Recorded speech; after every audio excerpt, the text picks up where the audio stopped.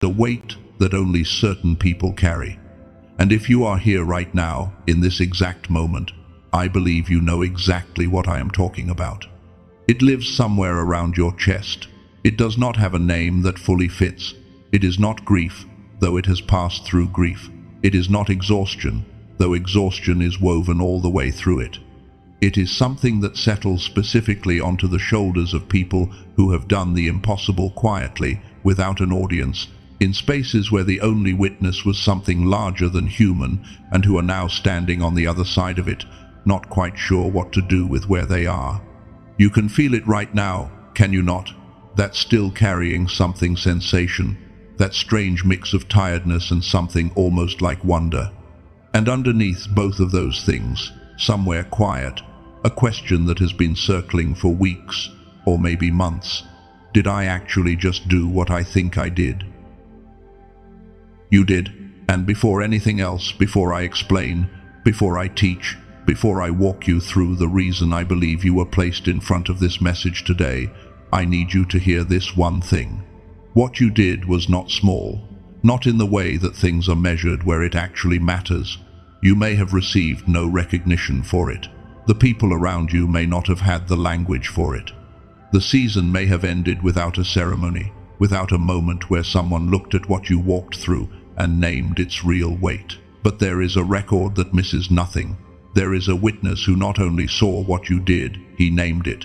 God looked at your specific act of faithfulness. Your specific season of staying when leaving would have been so much easier.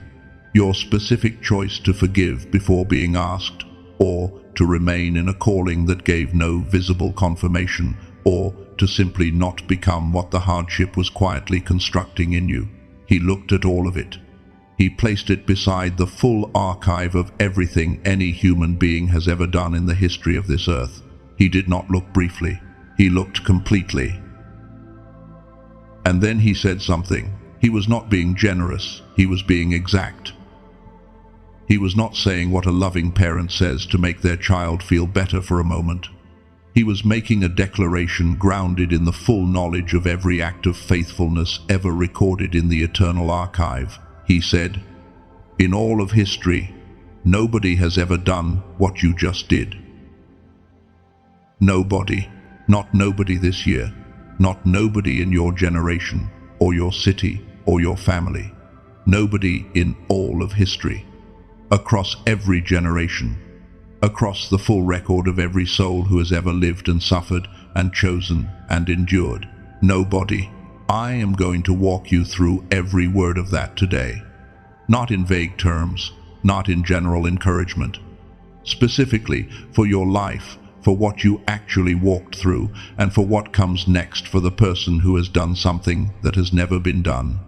You did not end up here by accident.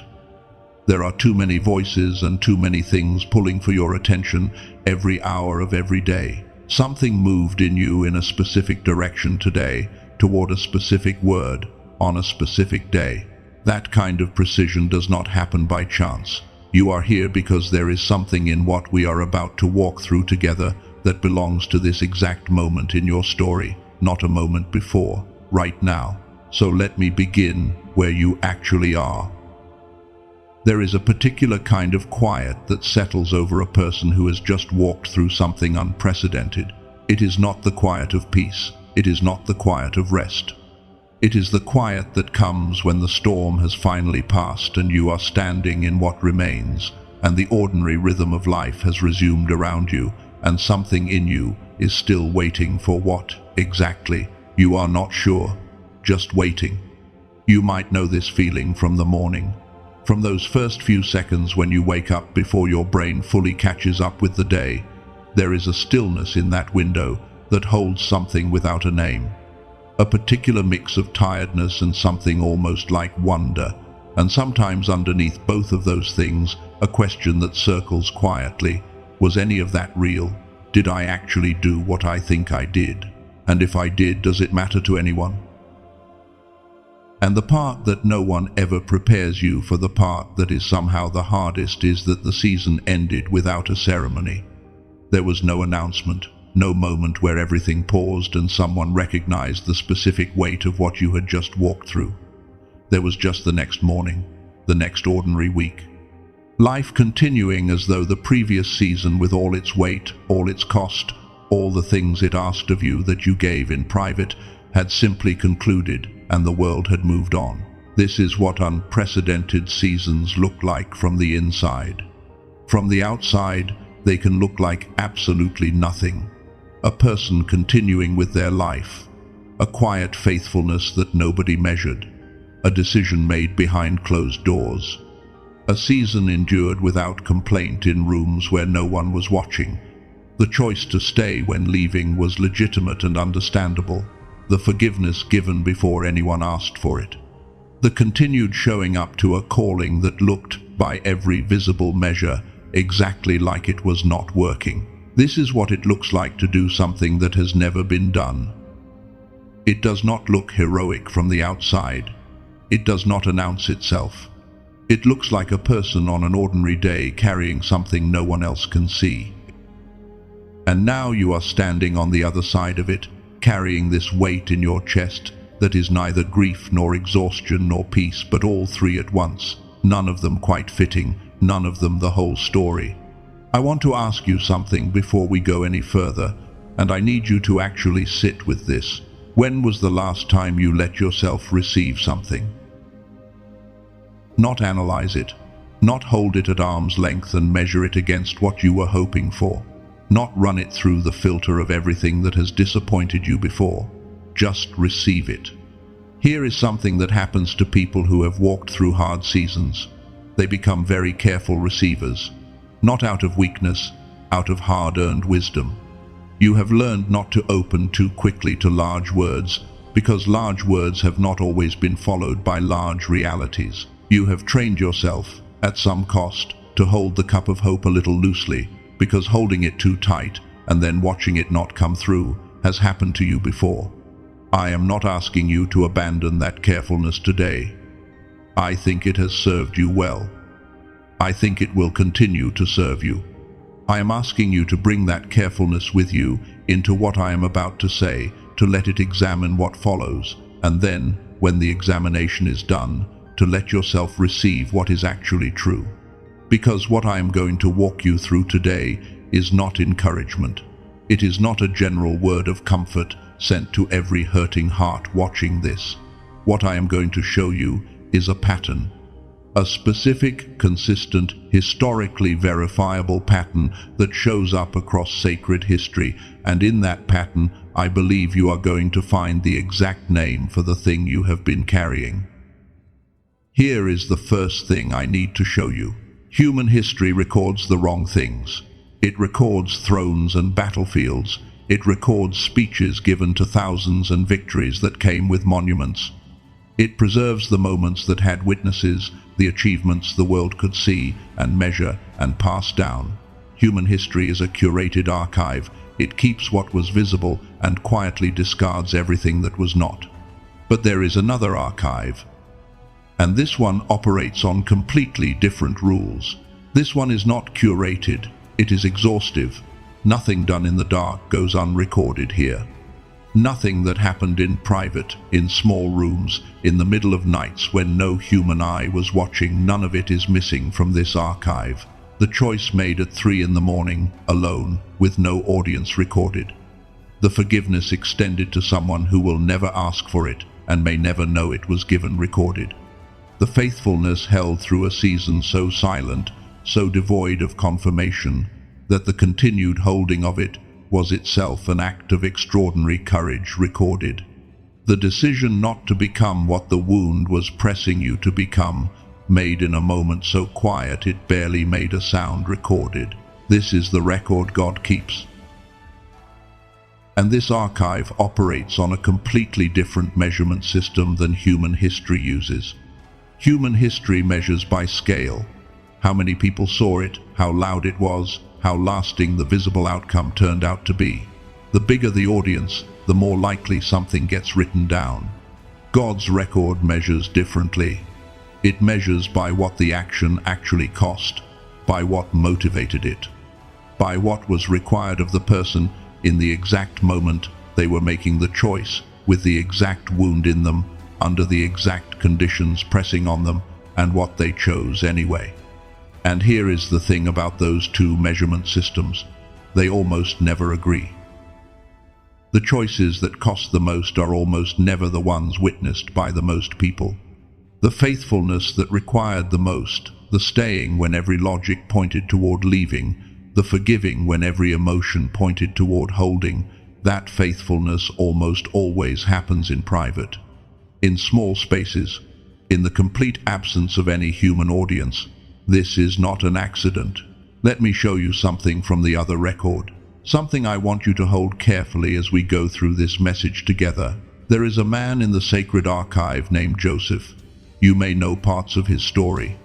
He was the favored son, the one with the coat and the dreams, the one around whom everything suggested that something large was coming. And then his brothers, his own people, his tribe, the ones who were supposed to be his family, they took him and they sold him and they walked away. And what happens next in Joseph's story is what I need you to understand. Because from the outside, from the visible record, nothing happened for a very long time. A young man was sold into slavery. He was taken to a foreign country. He was falsely accused. He was imprisoned. And the visible record of Joseph's life showed, for years, nothing happening. But in the other record, the archive that catches what human eyes miss, something extraordinary was being written in those silent years. Joseph, in the pit and in the prison, remained faithful, not dramatically, not in a way anyone was celebrating in the moment. He remained faithful in the way of ordinary days, in small choices, in private integrity, in the quiet, continued orientation of a man who had decided something about who he was, regardless of what his circumstances said about him. God noted that. He noted it the way you note something that has never been assembled quite this way before. A specific combination of betrayal and loss and continued faithfulness arranged in a configuration that had no prior occurrence in the record. And here is something I want to plant in your mind right now, something I am going to come back to, and when I do, it is going to connect something that has been confusing you about your own story. When you are doing what has never been done before, there is no route to follow. There is no GPS navigation. There are no turn-by-turn directions from someone who has been through exactly this combination of cost and circumstance and choice before you, because no one has. Which means every step you took in your season, every step that felt like circling, like wandering, like failing to arrive anywhere, those steps were not lost.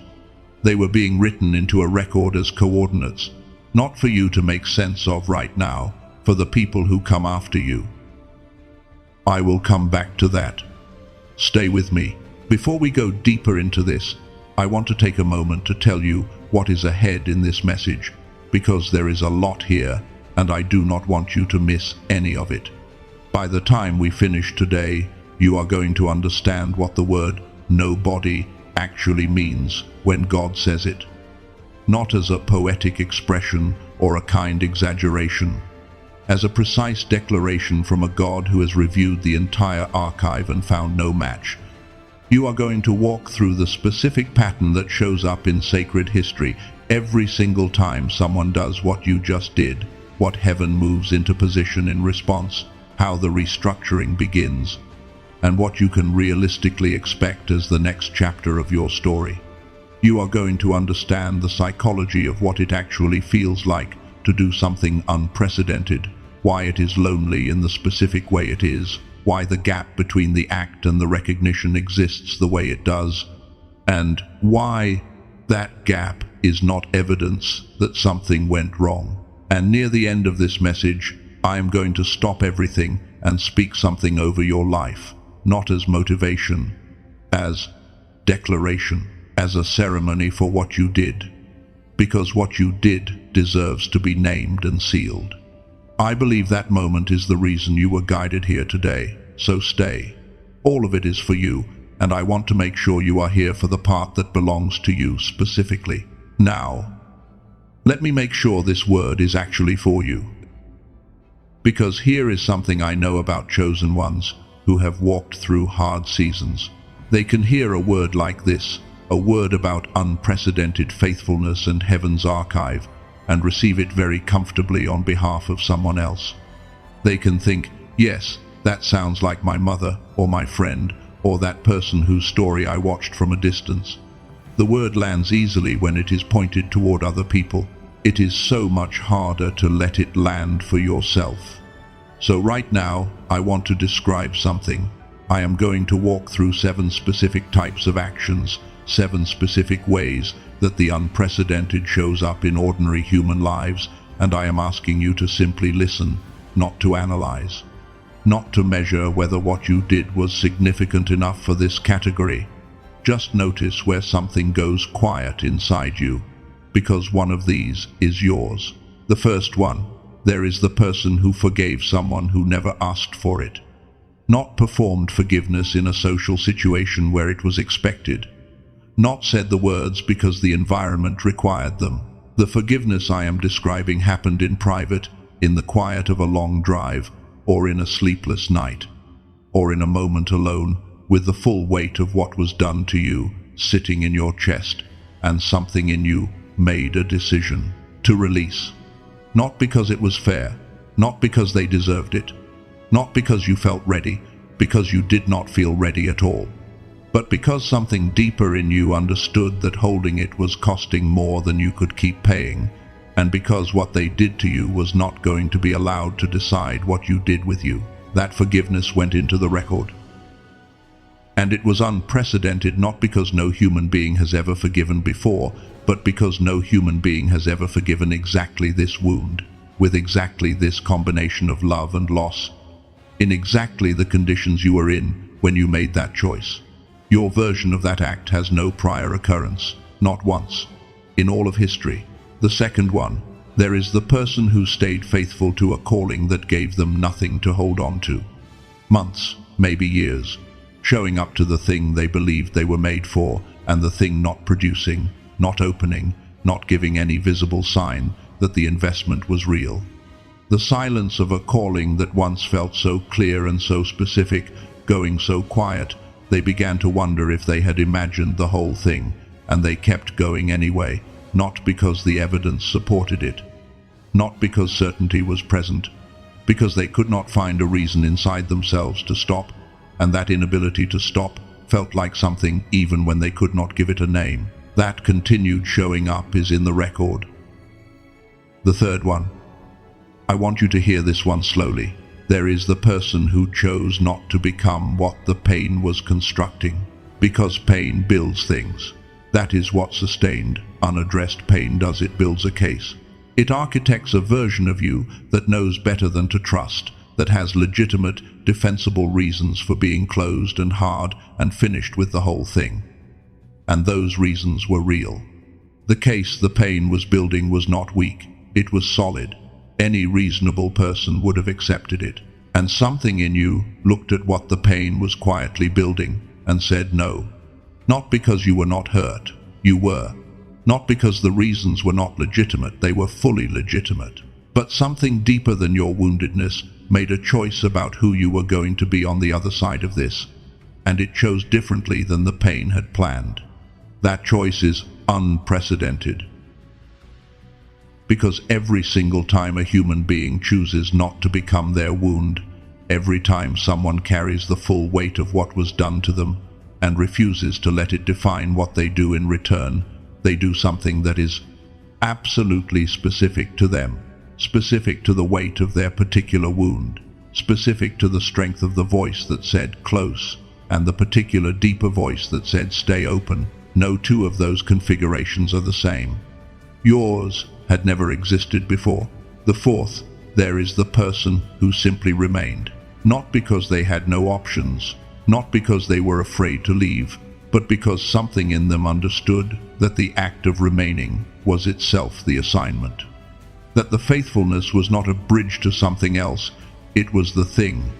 The staying was the call, and they stayed. The people around them may have called it stubbornness, may have called it an inability to see their own worth, may have gently lovingly encouraged them to move on and be realistic. But they stayed, because they knew something the encouragers did not know. And that specific knowing and that specific staying in those specific circumstances unprecedented. The fifth one. This is the quietest one. There is the person who carried someone else's weight so they would not break. The person they carried does not know. They never saw what was absorbed, so the full force of it would not hit them directly. They never saw the conversations that happened in private with God, with the walls, in the silence of an early morning, where someone took on what would have been too much for them. You were the buffer, the soft wall between someone you loved and a force that would have broken them at full strength. And you did it without recognition, without ceremony, without anyone knowing what it cost. God knows. Every ounce of it is in the record, and the specific way you carried it, the particular love behind the carrying, the specific toll it took across specific days, that specific weight had never been carried in exactly that way before you carried it. The sixth one. There is the person who stepped into completely unknown territory, not because leaving the familiar was comfortable, because something was pulling them towards something that had no template, no prior travelers, no existing map. They looked for someone who had done what they were being asked to do and found empty space, and they went anyway. They crossed into the unmapped, and every step they took there, every step that felt like getting lost, like circling, like going the wrong direction, those steps were not lost. They were first. No one had laid those coordinates before them. They were laying them. And the specific territory they were crossing, the intersection of their gifts and their wound, and their calling, and their exact moment in history, that territory had never been charted before they began walking. They were not following a map. They were becoming one. The seventh one. I think this one is going to land for more of you than you expect. There is the person who kept going when keeping going made no external sense whatsoever. When the numbers said stop. When the circumstances said stop. When the reasonable people, the loving, well-meaning, practically minded people in their life said stop. When their own body said stop. When their own history said stop. When everything visible and measurable said, this is not working, it is time to accept reality and redirect. And something in them could not find permission to stop. Not because they were in denial about the difficulty, not because they were refusing to be rational, but because the reality they were perceiving was not the only thing operating in their situation. There was something else, something they had decided to be faithful to, even when that faithfulness looked, from every external angle, like it had long since stopped making sense. They kept going. And that specific kept going, that particular shape of continued faithfulness in exactly those conditions, with exactly that weight of external reason to stop that had never been assembled in that exact configuration before they assembled it. Now, I want to ask you something directly. Did one of those land? I am not asking you to perform a response. I am asking because, as I was describing one of those, something in you went quiet in a way that was different from the others. Something recognized itself. Something in your chest said yes, even quietly, even carefully. That recognition, that quiet, careful yes, that is what God was talking about. That specific thing you did. Your specific version of that act. Your particular combination of wound and love and faithfulness and conditions. He placed that beside the full archive of every comparable act in every generation. He reviewed every prior occurrence. He found no match. And he said, nobody has ever done this before. Nobody. Now here is what I have not told you yet, and I'm going to be honest with you. There is something much larger ahead in this message. Something I have been building toward since the very first sentence. I have told you what God said. I have not told you why the specific quality of what you did qualifies for that word. Because not every hard thing is unprecedented. There is a specific combination, 3 specific qualities that have to be present simultaneously that makes an action register in the eternal record the way yours registered. And when I show you what those 3 qualities are, something about your own season is going to click into place in a way it has not yet. And there is more than that. Once I show you how God specifically measures an unprecedented act, I need to show you the pattern that shows up in sacred history every single time someone does what you just did. Because that pattern does not only describe the act, it describes what heaven does next. What God moves into position after an unprecedented act is recorded, and that is going to change how you understand what is coming. But before I can show you any of that, I need to take you somewhere first, to a place in the history of chosen ones that most people walk straight past without stopping to understand what they are seeing. Let me ask you to sit with just one thing right now. The thing that landed for you a moment ago, the one that recognized itself. I want you to let it exist in your awareness for just a moment without minimizing it, without contextualizing it down to something more manageable, without finding all the reasons it was not as significant as it sounded when you heard it described. Just let it be what it actually was. Because there is something about that specific act of yours that I have not opened yet. Something that, once you see it, reframes not just what you did, but everything that happened to you in the season before you did it.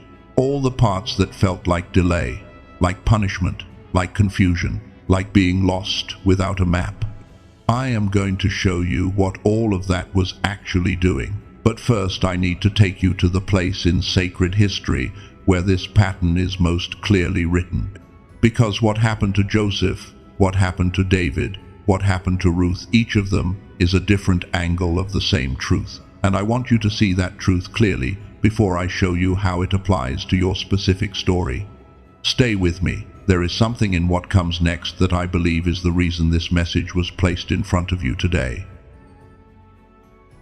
Let me come back to something I planted earlier. I described an image, the image of someone in a season where there was no GPS route to follow, no turn-by-turn directions from anyone who had been this exact way before. And I said that every step you took in that season, every step that felt like circling or wandering or failing to arrive, those steps were not lost. They were being written into a record as coordinates. I want to unpack what that actually means, not as poetry, as something very specific about the nature of unprecedented action that changes how you understand what you just walked through. But first, I promised you something. I told you there is a specific reason that what you did qualifies for the word nobody. I told you it is not simply because it was difficult. Not every difficult thing gets that declaration. Not every hard season, however real, earns that particular word from God. There is a specific combination, 3 things that have to be present at the same time, that makes an action register in the eternal record the way yours registered. And I want to show you exactly what those 3 things are. Because when you see them, everything we covered in the last section is going to stop being information and start being something you can actually hold. So let me be precise. Not all hard things are unprecedented. That is the first thing I need to say clearly, and I want to say it without in any way diminishing what you went through. The hardness of what you carried was real. The cost of it was real. I am not making a comparison, and I am not suggesting that some suffering is more valid than other suffering. But unprecedented is a specific category. It is not the same as severe. It is not the same as rare or impressive or dramatic. Unprecedented means this: no prior occurrence in this exact configuration. And the 3 specific qualities that create that configuration, the 3 things that have to be present simultaneously for an action to register the way yours registered, are these. The first quality is no existing schema. Your nervous system had no previous map for anything close to this specific combination. The way the cost was shaped, the way the choice was embedded inside this particular set of circumstances, the way your specific wound intersected with this specific demand at this specific moment in your life. Your entire history of navigating difficult things, all the experiences that trained you, all the ways you had learned to cope and adapt, none of it had produced a template for this. You were making real-time decisions with no prior framework, because the framework had not been built before you arrived at the place where you needed it. That is the first quality. The second quality is no external validation structure. There was no community of people who had done what you were doing who could say, yes, this is right, you are on course, we recognize what you are going through, because we have been here too. There was no tradition that held your specific experience, no elder who had words for it, no mentor who had walked this specific path, no language in the world around you that could fully receive what you were carrying and reflect it back to you with recognition. The people who loved you, and I want to say this carefully, because some of them were genuinely good people, they wanted to help. They tried to help. But there is a specific inner room of what you were going through that they could not enter because the map to that room did not exist before you started drawing it. That is the second quality. The third quality, this is the one I want you to hold a little longer. The third quality is no temporal reward. The doing of it and the recognition for it were completely separated in time. In most experiences of difficult faithfulness, there is at least some proximity between the act and the acknowledgement. You do the hard right thing, and eventually someone notices. You make a real sacrifice, and the relationship shifts. You stay faithful in the season, and the season eventually lifts in a time frame that feels connected to the faithfulness. With unprecedented action, that connection breaks. The act and its recognition are not even close to the same chapter of the story. The act comes first, often by a long margin, before the world has developed the framework to understand it. And because of this, the recognition, when it comes, arrives later, sometimes much later. And what happens to most people in that gap is this: they conclude they have gotten something wrong. Because the absence of proximate reward, the silence on the other side of a faithful act feels, from the inside, exactly like failure. It has the same texture, the same weight, the same quiet disorientation of doing the right thing and having nothing visible confirm it. But you did not get something wrong. You are in the gap between the unprecedented act and the context that will eventually hold it. And that gap is a structural feature of doing what has never been done, not a bug in the system, not evidence of failure, not a sign that you misread the call. It is a predictable, historically consistent feature of being first. Let me stop the teaching for a moment and just say something direct. Right now, while you are watching this, in apartments and houses and ordinary spaces across this world, there are chosen ones going through exactly this kind of gap. They are doing what has never been done and receiving no proximate confirmation that they are going the right direction. They are carrying unprecedented faithfulness in bodies that are tired and in seasons that are quiet and in circumstances that are giving them back nothing visible. You are not alone in this structure. You are not alone in what it feels like. The loneliness of unprecedented action is not evidence of isolation, it is the predictable experience of going first. And the ones who went first in sacred history felt exactly what you are feeling, not a version of it, exactly it, which is what I want to take you into now. Because the loneliness of no template, the specific texture of what it feels like to do something no one around you has the framework to name, is not something I want to pass over quickly. I think it has been sitting in you without being properly acknowledged, and unnamed things carry a particular weight that grows heavier the longer they stay unnamed. So let me name it. Most experiences of difficulty come with some form of community. Even extreme suffering usually has a tradition around it. A set of people who have been through something close enough that they can sit with you in it. Grief has a community. Loss has a language. Specific types of pain have people who have survived them before you, and those people can sometimes say, I know what this is. I was here once. Here is what it felt like. Here is how it moved. Unprecedented suffering does not have that community. When you are doing something that has never been done in the exact configuration you are doing it, the people around you, however much they love you, however much they want to help, cannot fully locate themselves in your experience. They bring the frameworks they have. they bring their closest approximations.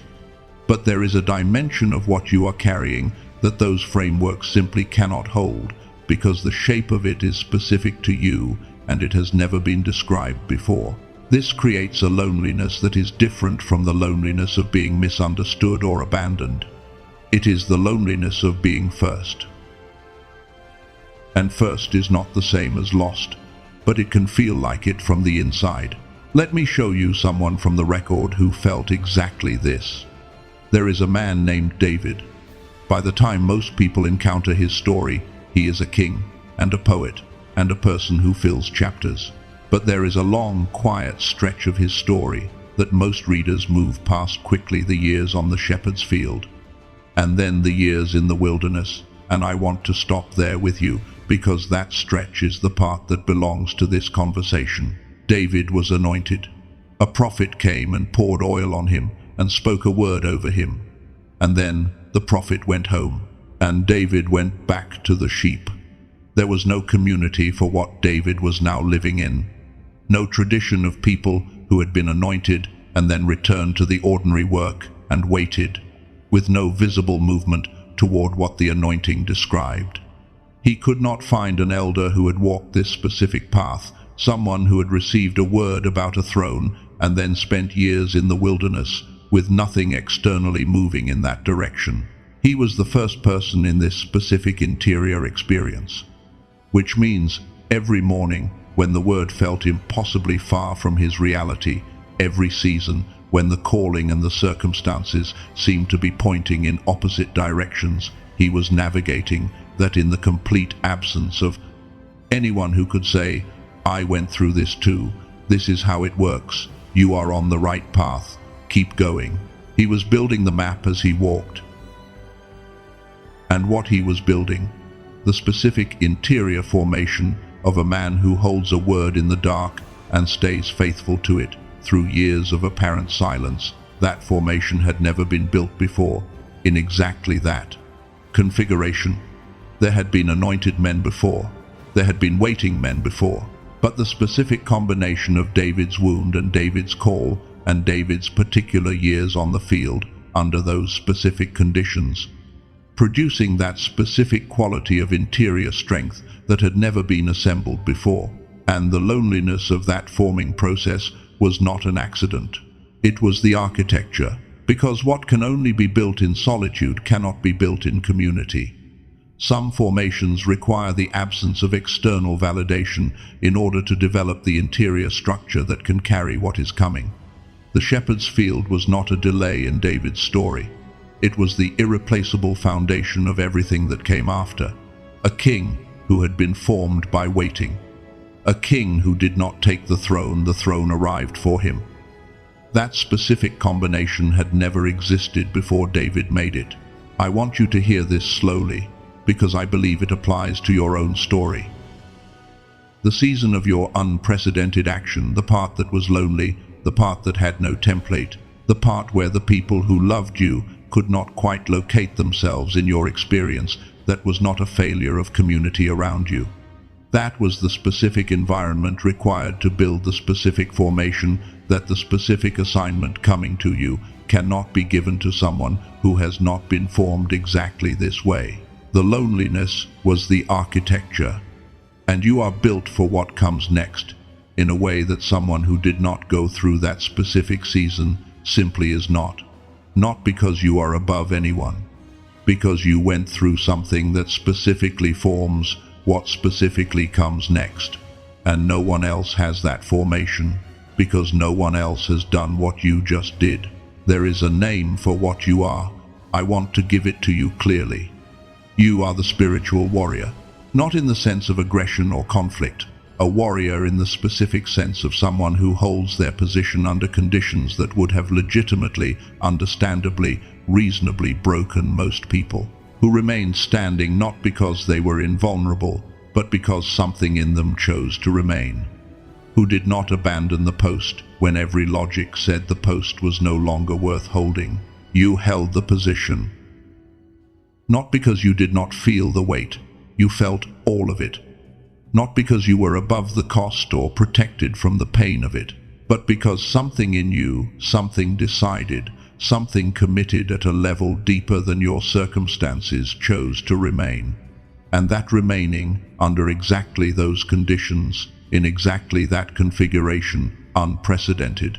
Now, let me show you how God specifically measures what you did. Because I said earlier that his measurement system is different from human history's measurement system, and I want to be precise about what that difference is. God does not measure unprecedented action by its scale, not by how many people were directly affected by it, not by how dramatic the visible outcome turned out to be, not by how quickly or clearly the recognition followed. God measures unprecedented action by the intersection of three things: the cost that was paid, the love that motivated the payment, and the conditions under which the choice was made. The cost, the love, the conditions. And what makes an action unprecedented, what causes God to look at it and say nobody, is when that specific intersection has never appeared in the record before.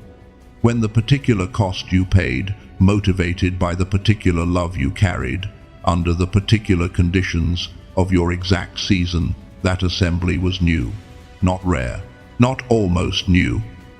New. Go back to Joseph. His brothers would have looked at his faithfulness in prison and called it passivity. They would have said, he has no options, what else is he going to do? He is making the best of a bad situation. And from the outside, from the measurement system human history uses, that interpretation is not entirely unreasonable.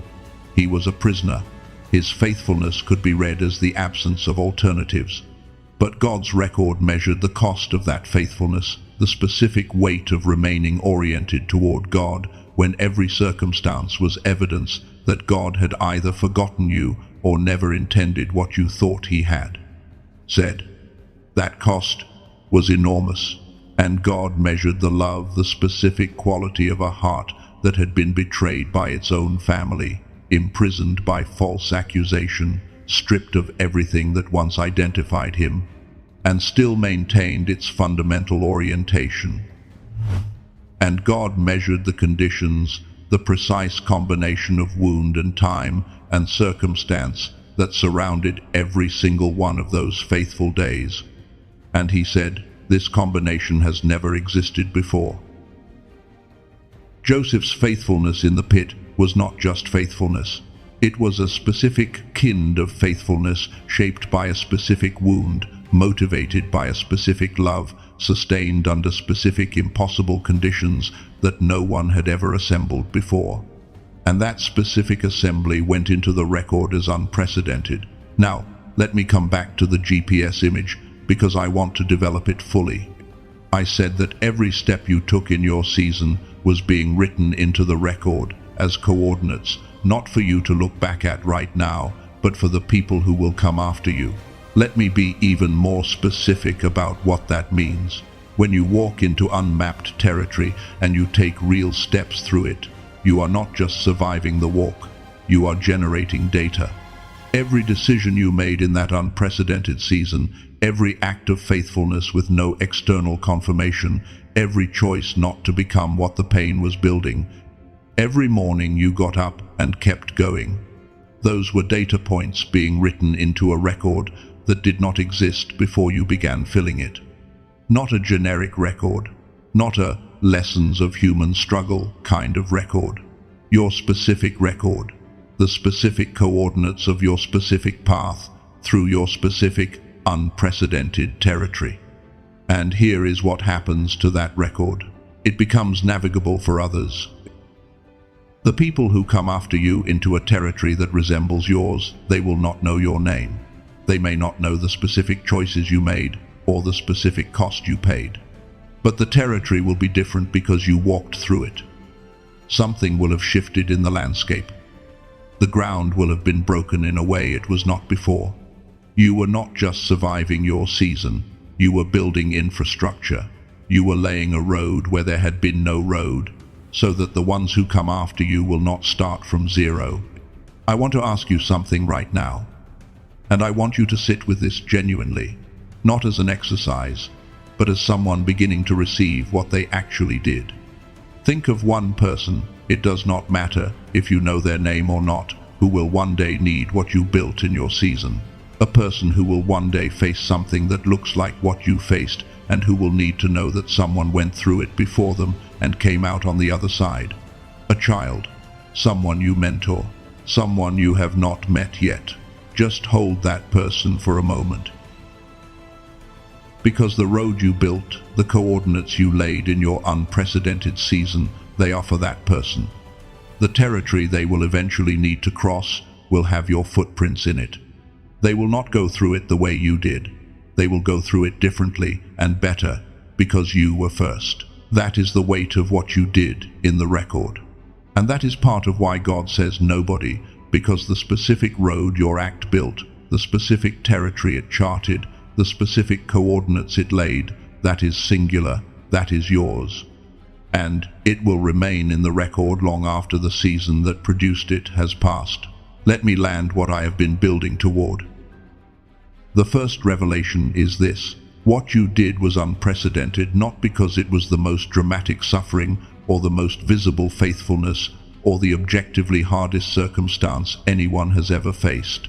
What made it unprecedented was the exact and unrepeatable assembly of who you are, your specific wound, your specific love, your specific calling, your specific conditions, and what you chose in the middle of all of that. That assembly has no prior occurrence in all of history. Not a version of it, not something close. Your specific assembly, yours, belonging to your life and no one else's, has never existed in the eternal record before you brought it there. God reviewed the full archive. He found no match, no prior occurrence, no prior version of that exact combination, and he said, nobody has ever done this.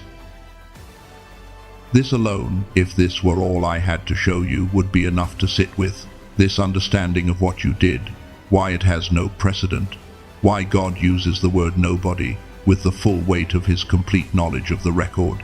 This alone is worth carrying with you. But this is not all, because what I have shown you so far is the nature of what you did. I have not yet shown you what happened in the record when it was logged. I have not yet shown you the pattern, the specific, consistent, historically repeating pattern of what heaven does in response to an unprecedented act. What God moves into position after something like this is recorded. What the history of chosen ones consistently shows comes next for the person who has done what has never been done. And that pattern is what changes how you understand not just what you walked through, but what is coming. Remember the GPS, remember the coordinates, remember the road you built where there was no road. That image was the seed. What I am about to show you in the next part of this message is the tree. Because here is what sacred history shows. Every single time, without exception, what happens after an unprecedented act is logged, how the record responds to it, what gets moved into position, and why the apparent silence that follows an unprecedented act is not what it looks like from the inside. Stay with me, because what comes next reframes everything that has already been covered, and it is going to change how you read your own next chapter. The seed was this: every step you took in that unprecedented season was being written into the record as coordinates for the ones who come after you. The tree is what I am about to show you now, because here is what nobody told you when you were in the middle of your season. Here is what the record of sacred history shows consistently, without exception, across every single time someone has done what you just did. Not once, not sometimes, every single time. After an unprecedented act is recorded, after a person has made the kind of choice that has no prior occurrence in the archive, there is a period that follows. A period that, from the inside, is almost impossible to correctly interpret. A period that looks and feels and operates almost exactly like evidence that something went wrong. And almost every chosen one in history has, at some point during this period, concluded that something did go wrong. It did not. Let me show you what this period actually is, and what it is doing. and what the record shows comes after it. Because once you see this pattern, once you trace it across the full history of chosen ones who did what has never been done, you are going to stop reading your current situation the way you have been reading it. And that shift is going to change something real. Let me start with the full shape of the pattern. Because I named a few pieces of it earlier, but I did not show you the entire arc. So let me show you the whole thing. The pattern has 4 movements, and every chosen one whose unprecedented act made it into the sacred record went through all 4 of them. Not a version of it, all 4. The first movement is the unprecedented act itself. This is the thing we have been discussing, the specific assembly, your wound, your love, your conditions, your choice that had never been put together in the archive before. This is the moment of first occurrence, the act that writes new coordinates into a territory that had never been mapped. The second movement is apparent silence.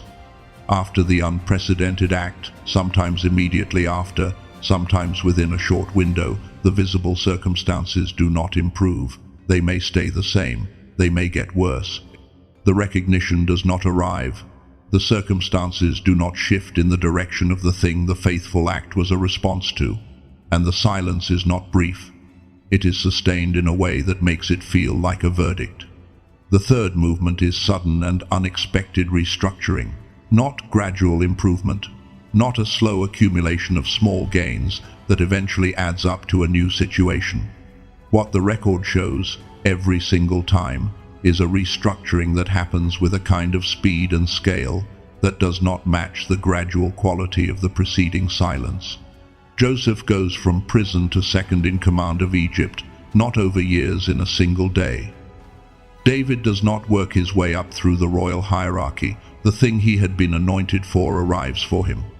The restructuring, when it comes, is not proportional to the pace of the silence that preceded it. It is of an entirely different order. The fourth movement is impact that outlasts the person. Every unprecedented act in the record ultimately produces impact that extends beyond the person who made it.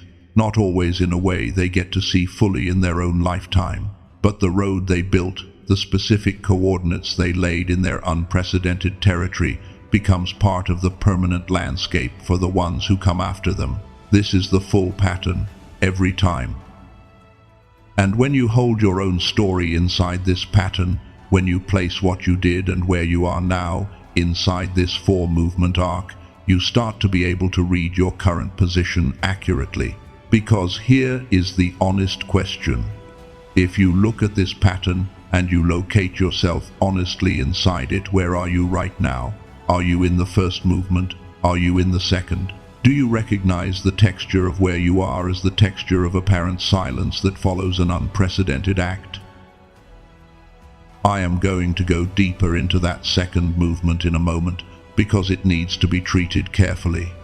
The silence that follows unprecedented action is the most misread portion of this pattern, and the misreading of it is what causes the most damage to chosen ones who are in the middle of their own arc. I want to make sure you understand what that silence actually is before we continue. But first, let me show you the full pattern across 3 specific lives in the sacred record, because I want you to see that this is not one person's experience. This is the consistent pattern of the unprecedented. It is historically verifiable, and you are not the exception to it. You know parts of Joseph's story. I want to come back to him with fresh eyes, because there is a specific thing in his story that I did not name clearly earlier, and it belongs in this conversation. Joseph was favored. The coat, the dreams, the sense of something significant building around him. And then everything was taken in one violent move, sold by his own brothers, taken to Egypt, enslaved, and then falsely accused by someone who had power over him, and then imprisoned. And what I want you to notice is not just that Joseph was in those situations. I want you to notice how long he was in them. He was a slave for years. He was a prisoner for years. The visible record of Joseph's life, for a sustained stretch of time, showed nothing happening, no movement. No visible confirmation that the dreams of his youth had any relationship to his current reality. Just ordinary days inside impossible circumstances, one after another, adding up to years of apparent silence. And during that time, and this is the thing I want you to hold, Joseph remained faithfully engaged with what was right in front of him. He did not perform faithfulness for an audience. He did not wait for conditions to improve before he brought his full capacity to bear on his current situation. He was faithful in the prison the way he had been faithful in the house of his master, and he had been faithful there the way he had been faithful in his father's house. Small, consistent, unremarkable choices of integrity made day after day in environments that gave no visible evidence they were leading anywhere. That faithfulness in the gap is what God noted. Not the dreams of his youth, not the eventual elevation, the faithfulness in the silence, the specific quality of a man who continued choosing rightly when there was no proximate reward for the choosing. That specific quality assembled under those specific conditions is what went into the record as unprecedented. And then suddenly, without gradual escalation, without building momentum, in what the text describes as the movement of a single day, Joseph went from prison to palace, from invisible to the most visible position in the most powerful nation in the world. The restructuring, when it arrived, was complete and immediate, and out of all proportion to the pace of the silence that preceded it. This is the pattern. Now let me show it to you through Ruth. Ruth's situation, on the surface, does not look like precedent-setting material. It looks like a grief story. A young woman who had lost her husband. A foreign woman with no claim on any of the things the society around her valued. Following her mother-in-law back into a country that was not her own, toward a future that offered nothing visible to justify the journey. And what Ruth did in that situation, the choice she made at that specific crossroads, was unprecedented in a way I want to describe carefully. Ruth chose loyalty over logic, and I do not mean that dismissively, as though it were a simple sentimental thing. I mean that Ruth, in the specific moment of her specific crossroads, had multiple paths available to her.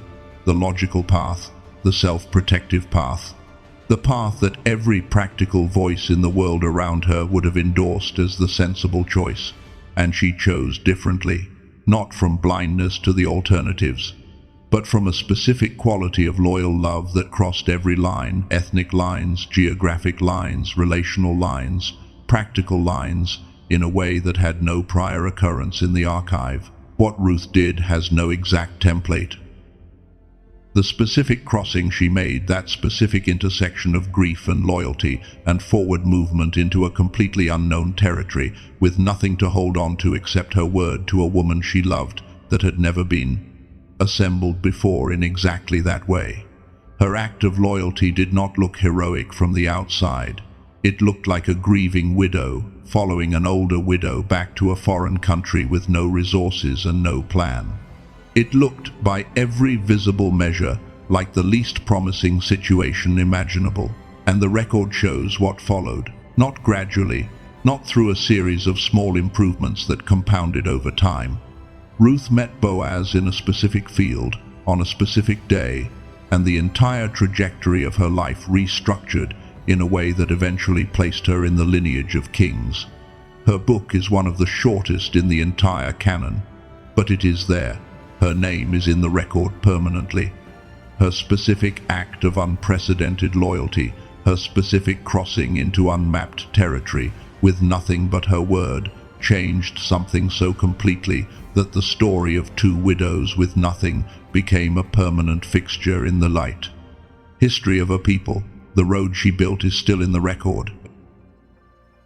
And now I want to stop teaching for a moment and just be honest with you about something. Because what I am describing, the pattern, the historical consistency, the promise embedded in it, all of that is true. And also, sitting in the second movement of this pattern is one of the hardest things a chosen one ever does. Because the second movement does not feel like a promising gap between act and restructuring. It does not feel like sacred formation time. It does not carry any internal signal that distinguishes it from the experience of something simply not working. It feels like failure. It feels like doing the right thing and getting the wrong result. not the absence of a result, the contradictory result, things getting harder, not easier, more hidden, not more visible, more uncertain, not more clear. And the worst part is not the difficulty itself. The worst part is the interpretation. Because when you have done something that cost everything, when you have paid the full price of an unprecedented act, and the visible circumstances do not shift in the direction that the act seemed to be oriented toward, the most natural thing in the world is to begin to revise the meaning of the act itself, to look back at it and wonder, was it really what I thought it was? Did I misread what I was being asked to do? Did I invest in something that was, after all, just my own hope rather than a real calling? Was the whole thing a kind of elaborate mistake? This is the voice of the gap. And it is persuasive because it is wearing the clothes of honesty and realism and practical wisdom. It sounds like someone who has finally stopped fooling themselves. It sounds like someone mature enough to accept that things did not turn out the way they expected. It sounds like wisdom because it wears the language of wisdom. But it is not wisdom. It is a misreading of your position in the pattern. Let me say that again. The voice that tells you that the silence after your unprecedented act is evidence of failure, that voice is not wisdom. It is a chronological error. It is reading a second movement experience as though it were a final chapter conclusion. And the sacred record, across every life we have looked at, consistently shows this misreading as the primary way that chosen ones nearly abandon their own story at exactly the moment before the restructuring arrives. I want to tell you about someone, a woman who spent years going through everything she had available to her to find the kind of connection she had once touched and then lost. She went through spiritual practices and retreats and traditions, searching with a real and genuine hunger for the thing she had once known was possible. And with each practice that did not deliver what she was looking for, with each retreat that left her feeling slightly more alone than before, each tradition that gave her language but not the living experience she was hungry for, the gap between who she had been and who she was capable of being felt wider rather than narrower. She described the search itself as feeling unprecedented in its futility, like being the only person she knew who could not find the thing that was supposed to be accessible to everyone who looked for it sincerely enough. And for a long time, she read that as failure, as evidence that something was fundamentally wrong with her, that the connection was real for other people but somehow not available for her for reasons she could not identify and could not fix. She could not see what was actually happening. What was actually happening was that the specific compound being mixed in that extended gap, the specific combination of genuine hunger and repeated disappointment and continued searching and accumulated texture of not quite arriving, that compound had never been assembled before, not because she was broken, because the specific medicine being prepared in her experience was a medicine that required exactly that specific process to produce. And 2 weeks into something she almost did not try, a different kind of engagement with her own mind and her own frequency. She stopped trying to describe what was happening in spiritual language and just said one word: synchronicities. Like the universe started speaking to her in a language she could actually understand. Like something that had been static suddenly found signal, not because she had finally done the right combination of effort, but because the compound being mixed in all those years of searching had finally reached the concentration it needed. The gap was not futility, the gap was the workshop. I want to name something before we move forward, because I think it has been sitting in you through this whole section, and unnamed things grow heavier the longer they go unnamed. There is a specific grief in doing what has never been done and receiving nothing visible in return, not the grief of loss that is different. This is the grief of investment without proximate return, of giving everything and then standing in the silence on the other side and not knowing what to make of it. And most people who have walked through unprecedented seasons have not been given permission to grieve that specific thing. They have been given comfort. It is going to work out. You will see why. Everything happens for a reason. They have been given encouragement.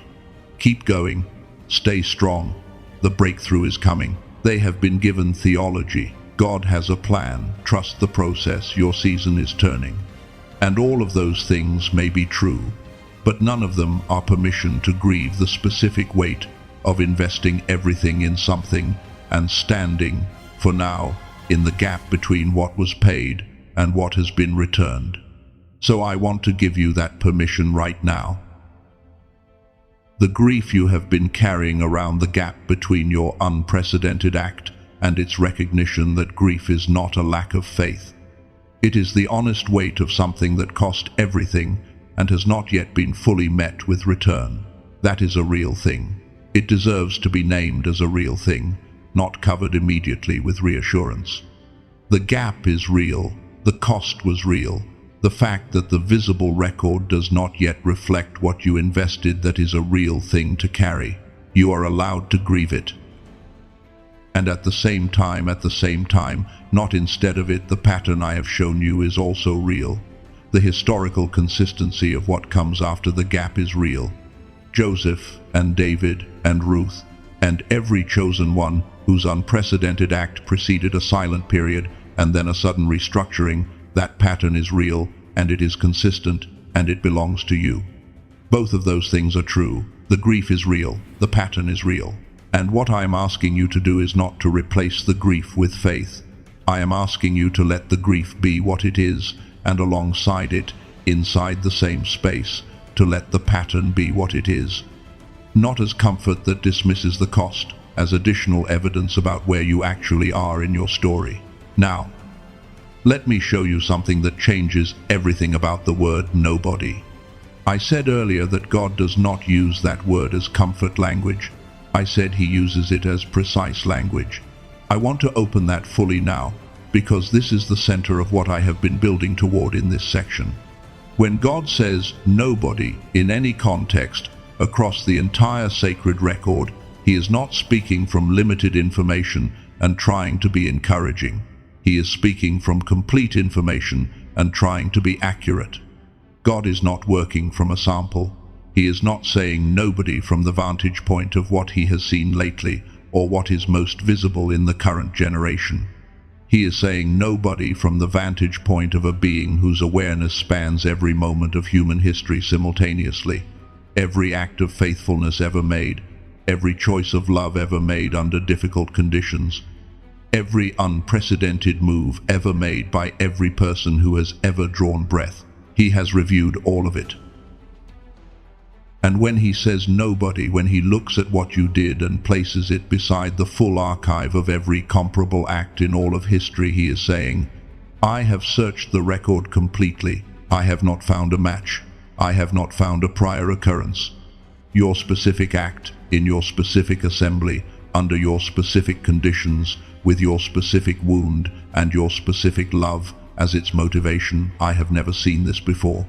This is not a father telling his child they did the best finger painting in the class to make them feel good for a moment. This is the keeper of the full record, speaking after complete review, with complete information, stating a fact. Nobody. Not nobody who is watching this right now. Not nobody in your generation, or your family, or your tradition. Nobody in all of human history. Across every generation, across every act of faithfulness ever assembled in every life ever lived on this earth. Not one prior occurrence. And I want to name what that means for you specifically, because this is not abstract theology. This is not a doctrinal statement about the nature of omniscience. This is a declaration that belongs to your life, in this moment, on this day, for what you actually walked through. What you did has never been done before. Your specific act, your specific season, your specific cost, paid by your specific wound, motivated by your specific love, chosen under your specific conditions. That assembly has never existed in the archive. God has reviewed the full record and found no prior occurrence. And, he said, nobody has ever done this. Nobody. I need you to let that in. Not hold it at arm's length and qualify it and measure it against whether you feel worthy of it. let it in. Because here is what I have not told you yet. And this is where the second revelation shifts into something even larger. The word nobody is not only a historical declaration, it is a prospective one. When God says nobody has ever done this, He is not only describing your past, He is establishing your position. And when God establishes position, He is always preparing a next move. Joseph was declared righteous and faithful in the prison before he was elevated from the prison. The declaration came first, the movement of heaven came after, not because the declaration was a prediction, but because the declaration was the recognition that the formation was complete, that the person who had been shaped in the unprecedented season was now ready for what the unprecedented season was building toward. David was anointed before the throne existed for him. The word came first. The reality of the word came after, when the formation the word had been accompanying for years finally reached the place where it could hold what the word described. When God says, nobody has ever done this, He has reviewed the record, He has noted your specific, unprecedented act, and He is establishing the ground for what comes next. He is saying, you are now in position. For what? I am going to show you that in the next part of this message. I am going to show you specifically what heaven does after it has recorded an unprecedented act, what gets moved into position, what restructures, and why the three things that get restructured are not random. They are specifically designed to serve the assignment that comes to the person who has done what has never been done. But right now, I want to give you something to carry forward. There is a name for what you are that I want to give you in this section. And it is a name that comes directly from the nature of what you did in your unprecedented season. You are a wounded healer. I want to describe what that means carefully, because this is not a poetic label. It is a functional description of what your specific act produced in you and why that production is irreplaceable. The medicine you carry, the specific compound that was mixed in your unprecedented season, it cannot be counterfeited. It cannot be learned in a classroom. It cannot be developed in comfortable conditions without the specific wound that shaped it. What you carry as a result of what you went through is medicine, real medicine. The kind that heals specific injuries because it was made in the exact environment of that specific injury. The teacher who spent a decade helping others become their best selves while feeling her own mind running at partial capacity, she carries medicine that a teacher who has never felt that gap does not carry. The woman who searched through every spiritual practice and could not find the connection she was hungry for, she carries medicine for the searching that a person who arrived easily does not carry. Your wound is not your weakness. It was the means of production. The specific shape of what was done to you, and what you chose in the middle of it, and what you refused to become because of it, that is the active compound in the medicine you now carry. And the people who need what you carry will not need it from anyone else, because no one else has been through exactly what you have been through. No one else has the specific compound. No one else can offer them what you can offer them from the place of what you now are. This is not a gift that arrived in spite of the wound. It arrived through the wound. The wound was the specific mechanism that produced the specific medicine. And that connection, that exact relationship between your specific wound and your specific usefulness, unprecedented, never assembled in that configuration before you, and the record holds it. Take a breath here for a moment, not because we are done, because what I have just placed in front of you deserves a moment before we continue. You came into this message carrying a weight in your chest that had no name, a specific heaviness that was neither grief nor exhaustion nor peace, but something assembled from all three. And here is what I want to say to you before we move into the next section. What you carried was not evidence of failure. It was not evidence of delay. It was not evidence that you misread the call, or invested in the wrong thing, or paid a price that was going to go unreturned. What you carried was the specific weight of being in the second movement of a pattern that ends in restructuring, a pattern that every chosen one whose unprecedented act made it into the record also walked through, also carried, also felt exactly the texture of. You are in good company, not in the sense of misery loves company, in the sense that the company you are in is made up of people whose names are permanently in the record, whose roads are still being walked by those who come after them, whose specific wounds became specific medicine that outlasted their own lifetimes. You are in that company. And if you can let that be real, not just intellectually, but actually real, something is going to shift in how you carry what you have been carrying. Because the weight does not go away. The unprecedented is not a path without cost, and the gap is not painless. But the interpretation changes. And the interpretation is what has been making the weight heavier than it actually is. When you know where you are in the pattern, the weight becomes what it actually is. It becomes the specific carrying of someone who is in the second movement, not in failure, not at the end of a story. In the middle of a pattern that the record shows, every single time, leads toward restructuring. Now, there is something I have not shown you yet. Something about the quality of the silence after an unprecedented act that I want to be precise about. Because understanding it changes something very specific about how you wait. And after I show you that, I am going to take you into the part of this message that I believe you have been building toward without knowing it. The part where what God moves into position after an unprecedented act becomes specific and visible and yours. What I am about to show you in the next part of this message is what heaven actually does in response to your act. Not in general terms. Specifically, the three things that shift. The exact quality of the restructuring the record shows, and what that means for the chapter that is coming in your story. Stay with me, there is a lot ahead, and I want you to be there for all of it. Let me begin with a question that I think you have been sitting with for a while. When you look at the pattern I just showed you, the unprecedented act, the apparent silence, the sudden restructuring, you might find yourself wondering, what determines the timing? What is actually happening in the silence? Is it just waiting? Is there something that needs to be in place before the restructuring can arrive? And if there is, how do you know when it is in place? Is less than has shown? 5 hash is greater than? I want to answer that carefully. Not because there is a formula, there is not. But because there is something in the silence that most people miss entirely, and when you see it, the silence starts to look like something very different from what it has been looking like. Here is what I can show you from the record. God does not respond to unprecedented acts with gradual improvement.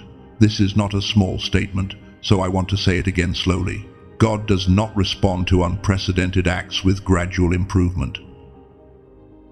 His response pattern across every case in the archive is not, things will slowly get a little better, and then a little better again, and over time, the circumstances will inch toward something that looks like what the faithful act was oriented toward.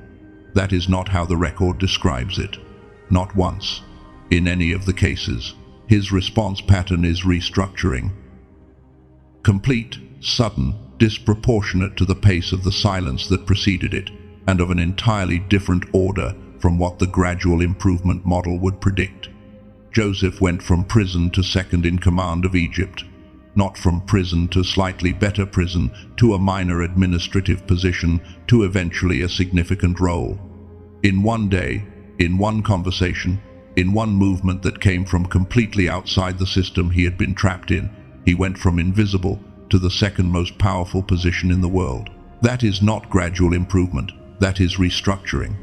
David did not work his way through the ranks to the throne. He was a shepherd. Then he was a fugitive in the wilderness.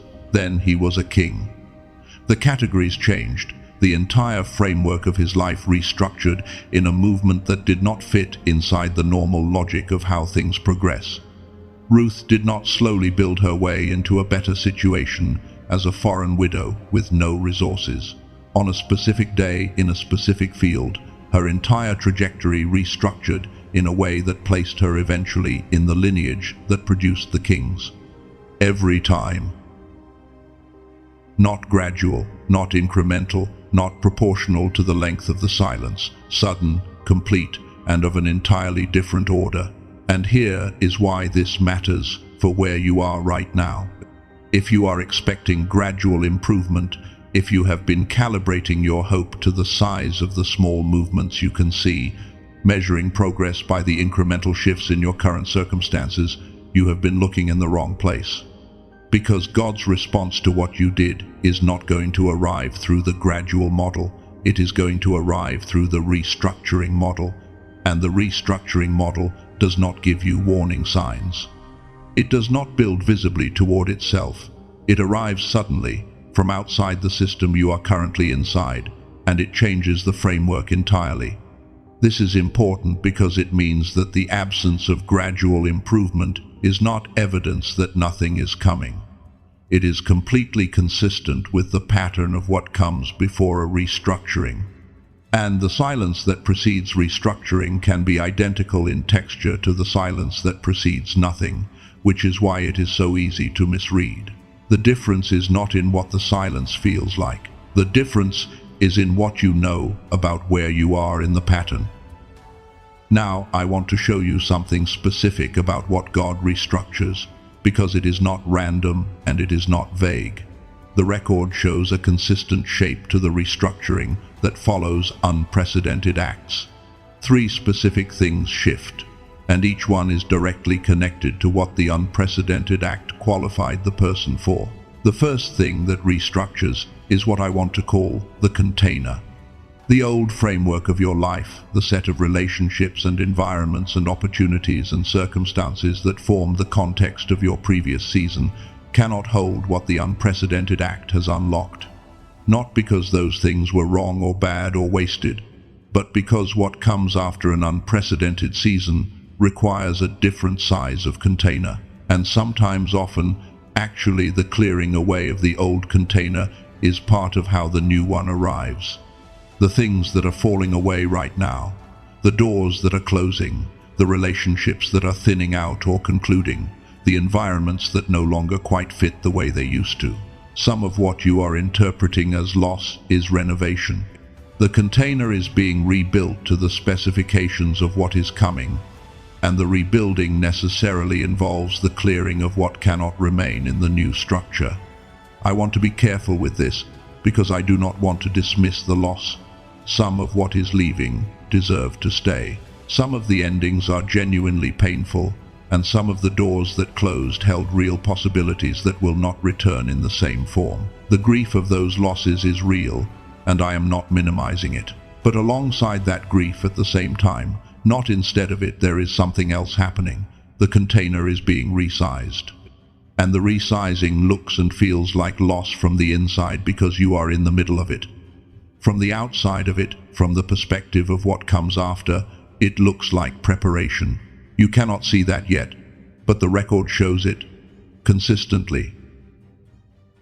The second thing that restructures is provision. When you did what had never been done, you qualified for a category of provision that did not exist for you before, not through transaction, not as payment for services rendered, but because what you are now carrying, the specific compound mixed in your unprecedented season, the specific formation built in your specific gap, requires resource that your previous season's provision level cannot support. The calling that comes after unprecedented formation is always of a larger scale than the calling that existed before it, and provision follows assignment, not the other way around, which means that when God restructures the provision in your life, it is a sign that the assignment has been logged and the resource required to serve it is being moved into place. This is part of why the timing question is not fully within your control. The provision does not arrive before the assignment, and the assignment does not arrive before the formation is complete. The restructuring of provision is downstream of both of those things, and from inside the silence, you cannot see where in that sequence you are. But the record consistently shows that the arrival of restructured provision is not random. It is the signal that the formation is ready and the assignment has been noted. The third restructuring, this is the one I want to spend the most time on. The third thing that restructures is influence. And this one is the most personal and in some ways the most important. And it connects directly to something I want to say about the cycle breaker. What you did in your unprecedented season, the specific act that had no prior occurrence in the archive, it did not only do something for you, it ended something, it stopped something, it broke a pattern. I want you to think about your own line, the people who came before you, the patterns that ran in your family or your community or the generation you were born into. Think about the specific way that certain things had tended to go, the specific patterns that had repeated, the way certain wounds had been passed forward, the way certain doors had remained closed across generations. And now think about what you chose in your unprecedented season, because here is something about unprecedented acts that is not always visible from the inside. They do not only create forward, they also break backward. When you chose not to become what the pain was constructing, when you chose to forgive before being asked, or to stay faithful through a silence that every logic said should have broken you by now, or to remain in a calling that showed no visible signs of working, you were not only doing something in your own story, you were stopping something in the story of the line. You are a cycle breaker, and I want to describe what that means specifically, because it is larger than it sounds. Every pattern that has run in your line, every relational wound that has passed forward from generation to generation, every ceiling that has held, every way that certain things have tended to go for the people who came before you, every one of those patterns required someone to continue them in order to run. Someone to make the choice that the pattern required. Someone to absorb the wound and pass it forward in the same form. Someone to hit the ceiling and accept it as the limit. You did not make that choice. In the specific moment of your specific unprecedented act, you made a different choice. And that different choice, your specific act of breaking the pattern at exactly that point, stopped the forward momentum of something that had been running for longer than your own life. The people who come after you will not start from where you started. Not because they will not face difficulty, not because the road ahead of them will be without cost, but because the specific pattern you broke, the specific thing that ran in your line and would have continued running if you had not chosen differently, that pattern hit a wall in you, and the wall was your unprecedented act. This is what the cycle breaker does, and this is what the restructuring of influence means. The influence that is coming is not influence in the sense of platform or visibility or being known by many people, though it may include those things. It is influence in the specific sense of the person who went first, who made the choice no one before them made, and who by making it changed what is possible for the ones who come after, your children, your spiritual children, the people who will hear your voice and your story and find in it the road that you were building when you thought you were just trying to survive. They will have what they need because you did what you did. And they will not know, most of them, exactly what you paid for it.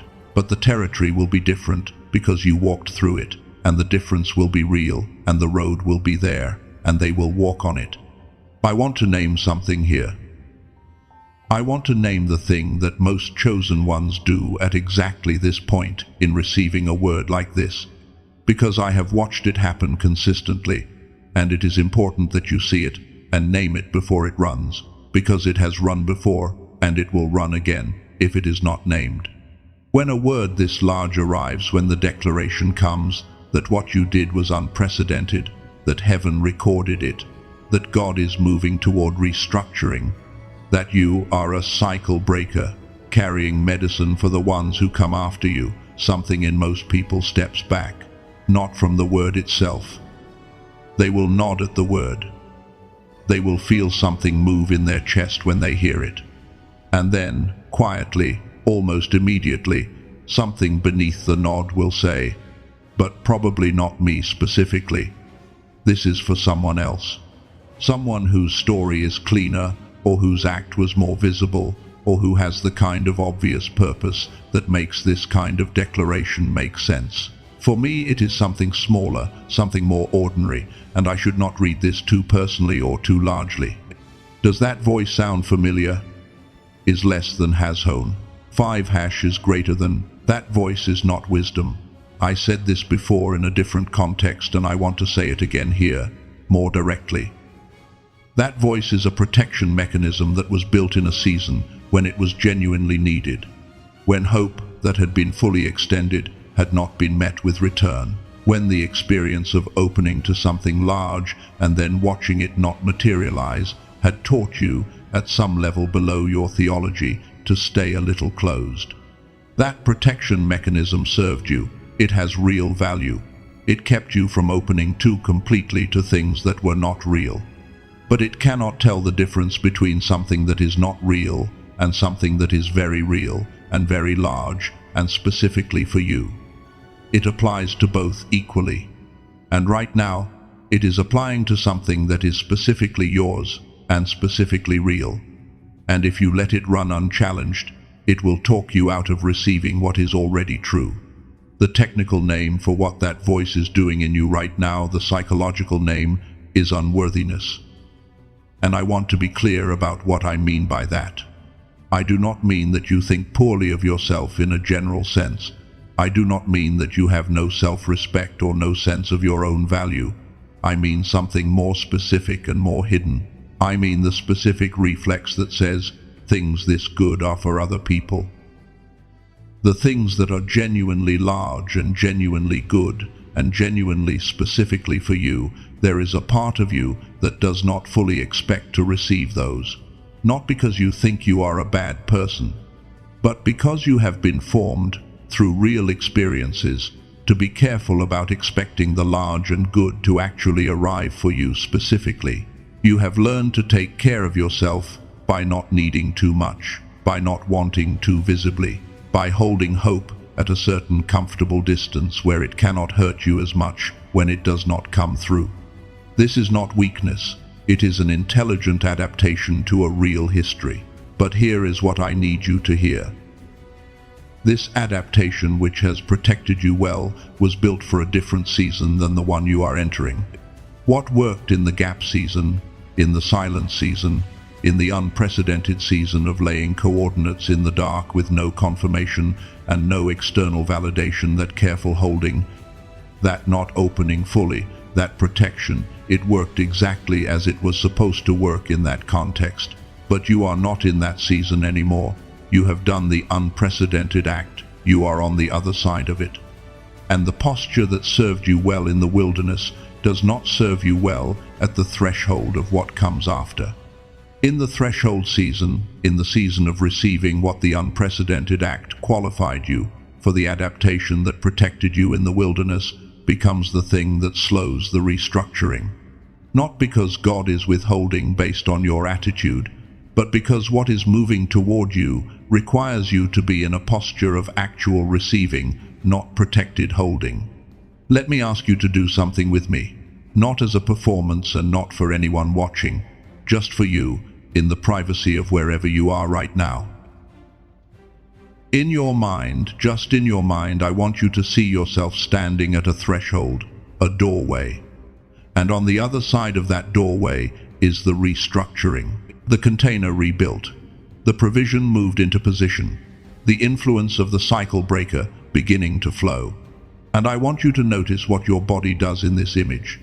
Does it move toward the threshold? Does it hesitate?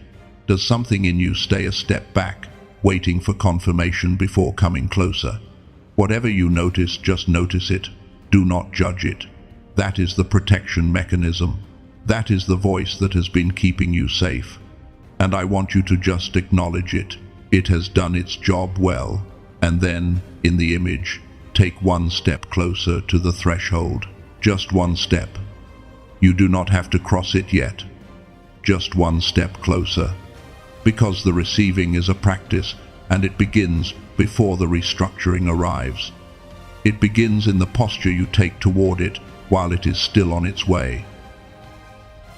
Now let me show you someone who almost talked himself out of his own unprecedented assignment. Someone who, when the call came, said the most honest and least accurate thing he had ever said in his life. Moses was standing in front of a burning bush, and God was telling him what the assignment was. And Moses said, "I am nobody. Send someone else." That was the most honest thing Moses could have said about his visible situation. He was an old man in a wilderness. He had been a fugitive for 40 years. His people were enslaved in a foreign country. Every practical assessment of the situation confirmed that he was the wrong choice for the assignment being described. He was also, in that moment, wrong about who he was. Because here is what Moses could not see about himself from where he was standing. He had a combination of formation that existed in no other person alive at that moment. He had the education of a prince and the humility of 40 years in the wilderness. He had the insider knowledge of the palace and the outsider position of the refugee. He had the anger of someone who had seen his people oppressed, and the patience of someone who had spent 4 decades learning to wait on something larger than himself. That specific assembly, that exact and unrepeatable combination, had been built across Moses' specific, unprecedented seasons for the specific, unprecedented assignment standing in front of him at the burning bush. It was not accidental. It was not incidental. It was the product of a formation process that no one other than Moses could have gone through, because no one other than Moses had the exact wound, the exact preparation, and the exact moment in history that Moses had. And when God responded to "I am nobody, send someone else," he did not argue with Moses about his credentials. He said, "I will be with you." The qualification is not yours to provide. The assignment is mine to give. Your job is to go. The unprecedented assignment does not arrive because you have finally assembled enough visible qualification. It arrives because the formation is complete and the moment has come. And your job at that moment is not to assess whether you are adequate to it. Your job is to go. I want to say something to you about the shape of what is coming. I cannot tell you when the restructuring becomes visible. The pattern does not give me that information, and I would not offer it if I had it, because specific timelines are not mine to give, and I will not pretend otherwise. What I can tell you is that the pattern is consistent. What I can tell you is that you are in it. What I can tell you is that the formation required for what comes after your unprecedented act is shaped by the exact season you came through, and no other formation would do. And what I can tell you is this: the silence after your unprecedented act is not evidence of abandonment. It is not evidence that God missed what you did or that the record failed to note it. God reviews his archive continuously. Nothing goes unrecorded. The silence is the second movement of a 4-movement pattern, and the record shows consistently, without exception, what the 4th movement looks like. I also need to say this clearly: the unprecedented assignment does not require you to manufacture it. Your role is not to force the restructuring, or hurry the timing, or make visible what God is building in the silence. Your role is to be available, to be in a posture of receiving, to take one step closer to the threshold, to stop telling yourself that the large and good things are probably for someone else, because they are not. They are specifically for the person who has done what has never been done. And you are that person. You are the pioneer. Not because you chose an heroic path, because you were sent into territory that had no prior travelers and you went. You built road where there was none. You laid coordinates in the dark with no confirmation and no map. And the road exists now because you made it exist, and it is yours, and it will remain in the record long after this season has passed. You are the cycle breaker. The pattern that ran in your line before you met a different choice in you, and the different choice you made is permanently in the record, and the people who come after you will live in a different inheritance because of what you chose. You are the wounded healer. The medicine you carry, the specific compound mixed in your specific unprecedented season, is irreplaceable. It cannot be counterfeited. It cannot be developed in easier conditions, and the people who need it will recognize it in you because it speaks the language of their specific wound. And there is one more thing you are. Something I have been saving for a specific moment, because it belongs to a specific part of this message that we have not yet reached. There is something God said, something specific, something that goes beyond the historical declaration, something that connects the unprecedented act you performed to the unprecedented assignment waiting for you that I have not opened yet. I have told you what nobody means in the record. I have shown you the pattern of what follows. I have shown you the 3 restructurings and the cycle breaker and the formation of Moses. But the reason God says nobody, the specific reason that God would review the full archive and make that declaration and then communicate it, that is the part I have been building toward from the very beginning of this message. Before I take you there, I want to place something in your awareness, because before this message ends, there is a moment I want you to be present for. Something that is going to happen toward the end of what we walk through together, a declaration, a ceremony, a specific speaking over of your life, and I want you to know it is coming, so you stay for it. It is not a summary of what we have covered. It is not a motivational close. It is a specific act of naming what you did and sealing what is yours, and it is coming, and it is for you specifically, and it belongs to this day. Do not go before we get there. And what comes next, the part that leads into it, is the deepest part of this message.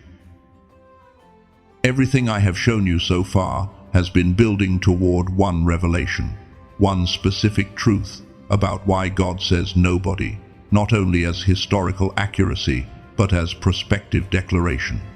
One specific truth about the relationship between unprecedented action and unprecedented assignment. One specific truth about what nobody means, not just for the past you came from, but for the future you are entering. That revelation is what changes everything, not as addition, as the thing that puts every other thing in its right place. And there is something I found in the study of what happens to the human mind, specifically during and after unprecedented seasons. Through research, I want to share with you that connects to this revelation in a way I was not expecting. It connects to what God may be preparing to restore in you alongside the restructuring of your outer circumstances. Something about the specific instrument God gave you, your own mind, your own God-given capacity for pattern recognition and breakthrough, and aligned intuition that the unprecedented season may have compressed in ways I think will make sense when I describe them. I am going to share that fully in the next part of this message, because it belongs there for now. Here is where we are. You did what has never been done. The record holds it. God reviewed the full archive and found no match. He said nobody with complete information and complete accuracy. He said it not only as historical declaration, but as the establishment of your position for what comes next. The silence after your act was not punishment and not oversight. It was the second movement of a pattern that the record shows every time leads toward a restructuring that is sudden and complete and of an entirely different order from gradual improvement. The restructuring restructures 3 things: the container of your life, the provision that flows into it, and the influence of someone who has broken a pattern that ran before them.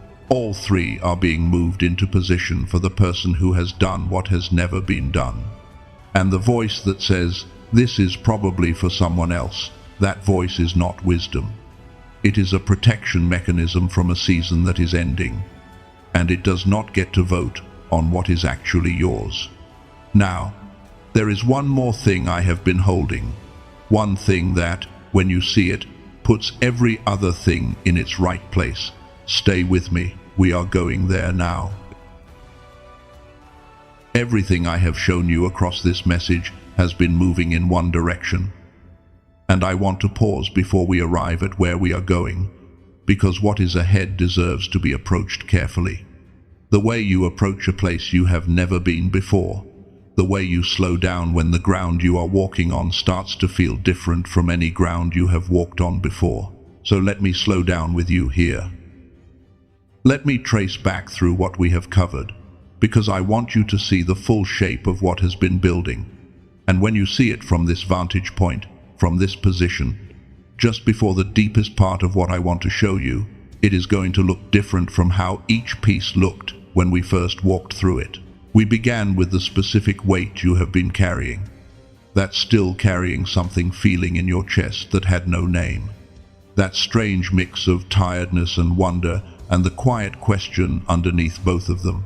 And I told you there was a record that catches what human history misses, and that you had done something that went into that record in a specific way.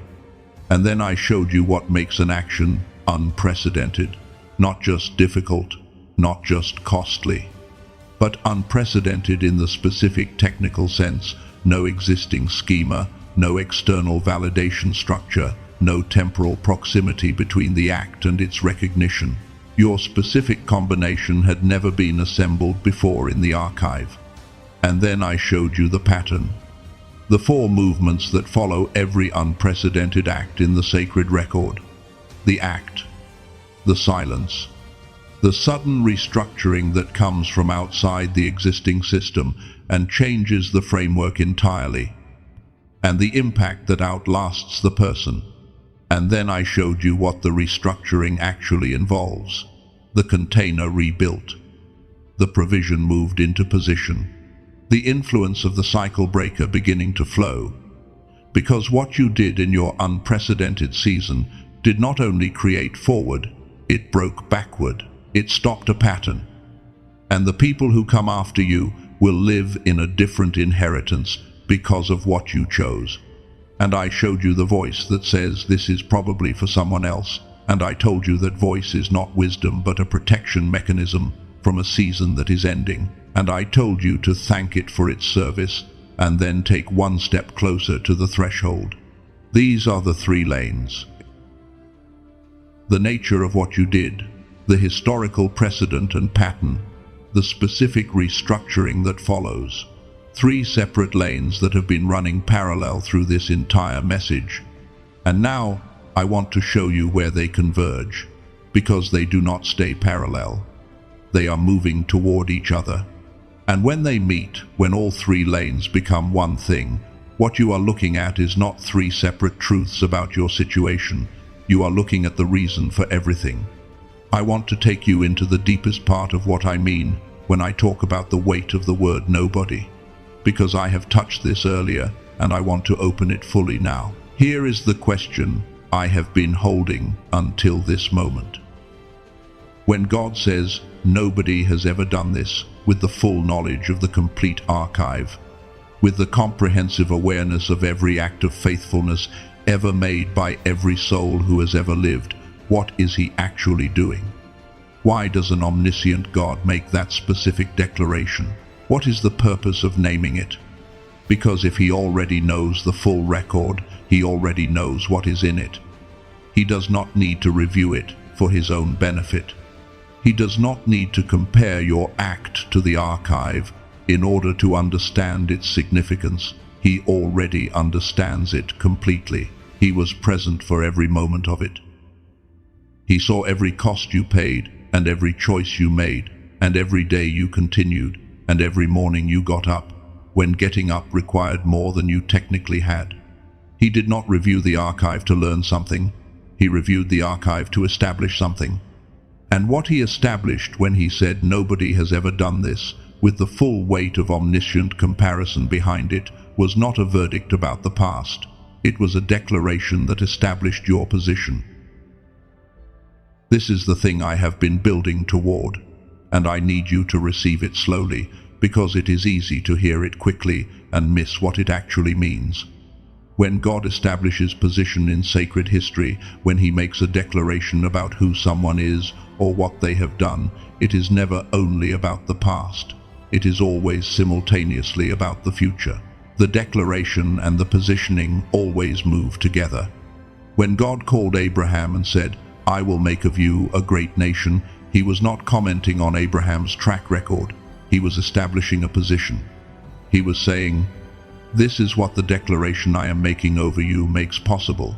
This is the territory your act of following me into the unknown has qualified you for." When God spoke to David through the prophet and the oil was poured, he was not telling David what a good young man he had been. He was establishing position. He was marking a specific person for a specific assignment in a specific moment in history. When God said to Moses, "I will be with you," he was not reassuring a nervous man. He was establishing position. He was saying, "The combination of everything that formed you and everything that I am is sufficient for the assignment that your unprecedented formation has qualified you for." Every time God makes a declaration over a specific person in the sacred record, the declaration is doing two things simultaneously. It is acknowledging what the person did and who they became in the process. And it is establishing the position they now occupy as a result. Nobody has ever done this. That declaration is not only about what you did, it is the establishment of your position for what comes next. And what comes next for the person who has done the unprecedented is not a repeat of what existed before. It cannot be. The unprecedented act qualified them for something that did not exist before they made the act possible.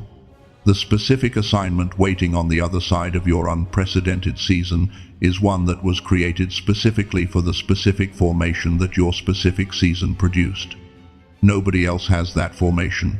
Nobody else built those exact coordinates. Nobody else made that exact medicine. And nobody else is in position for what was designed specifically for the person who went through exactly what you went through. You are in position. Let me show you one more dimension of this that I think is going to make something click. There is an archetype that shows up across sacred history and across universal human storytelling, and it goes by different names in different traditions, but the essential shape of it is always the same. The person who leaves the familiar and walks into territory that has no name, who crosses out of the known and into the unmapped, who goes without a guide because there is no guide, because no one who has been there before has come back to describe it. In some traditions, this person is called the wanderer. In others, they are called the seeker. In the oldest stories, they are simply the one who goes first. And here is what happens to the one who goes first. At first, the territory feels completely disorienting. There is no landmark to navigate by. There is no sound that is recognizable. There is no path under the feet, because the path only exists behind the one who is making it. It does not exist ahead. Every step is first contact with ground that has never been touched, and first contact does not feel like arrival. It feels like getting lost. And the ones who go first almost always experience a moment, sometimes many moments, when they are certain they have made a catastrophic mistake. When the territory is strange enough and long enough and dark enough that the certainty of being lost becomes almost overwhelming. And some of them turn back at that point. And there is no judgment in the turning back. The territory is genuinely disorienting, and the pull toward the familiar is genuinely strong. But the ones who do not turn back, the ones who keep walking through the territory that has no name, they do something that the ones who turn back do not do. They name it. By the time they have walked far enough through it, the territory is no longer unmapped. It has their footprints in it. It has their experience of it. It has the coordinates of their specific path, and those coordinates are in the record, and the territory is named not by the one who first heard about it, or the one who planned the expedition, or the one who commissioned the journey. It is named by the one who actually went. That is you. You did not just survive your unprecedented season, you named territory. And the naming is in the record. And the ones who come after you into anything resembling that territory will not start from zero, because you did not start from zero when you arrived at the end of your season. You started from zero at the beginning of your season, and you walked through the whole thing, and you came out on the other side. And that arc is the act of naming. You are a pioneer not because you chose to be first. You are a pioneer because you were first, because the specific territory you walked through had never been walked through before you walked through it. And pioneers do not become pioneers by announcing their intention. They become pioneers by the simple fact of having gone where no one had gone, and returned to tell about it, and left their footprints in the ground as evidence that the crossing is possible. Your crossing is possible. And now there is evidence in the record. Let me ask you something that I want you to sit with genuinely, not as a rhetorical question. Now that you know where you have been, and what you have been doing there, now that you can see the full picture of what your unprecedented season was producing, how do you navigate what comes next? Because here is the specific challenge that the pioneer faces after the crossing. There is still no map for what comes after. The territory you just charted, the unprecedented season you just came through, you can navigate that now, at least in retrospect. You have the coordinates, you have the experience. You could describe it to someone who needed to cross it. But where you are going next is also new territory. The assignment that is waiting on the other side of your unprecedented season, the specific thing God is moving into position for the person who has done what you just did that is also unmapped. Because unprecedented acts qualify people for unprecedented assignments. And an unprecedented assignment by definition is one that has never been given to anyone before, which means you are about to walk into another territory that has no prior travelers. And the question is, how do you stay oriented in territory that has no map? I want to give you something practical here, because this is not a theoretical question. This is the question of your actual daily life in the season you are entering, and I think you deserve something real to hold. There are 3 things that function as your compass when there is no map, not as guarantees, not as algorithms that produce certainty, but as reliable indicators of orientation, the kind of indicators that the record shows were operative in the lives of the people who navigated unprecedented territory before you. The first compass point is the difference between hard and wrong. When you are in unmapped territory, hard and wrong feel almost identical. The discomfort, the uncertainty, the absence of confirmation that you are going the right direction, all of those things are present in both experiences. And the distinction between them is not always immediate. But here is what the record shows. Hard has a quality of continued inner orientation underneath the discomfort. Wrong has a quality of fundamental misalignment that is distinct from just the difficulty of the path. Hard feels like climbing.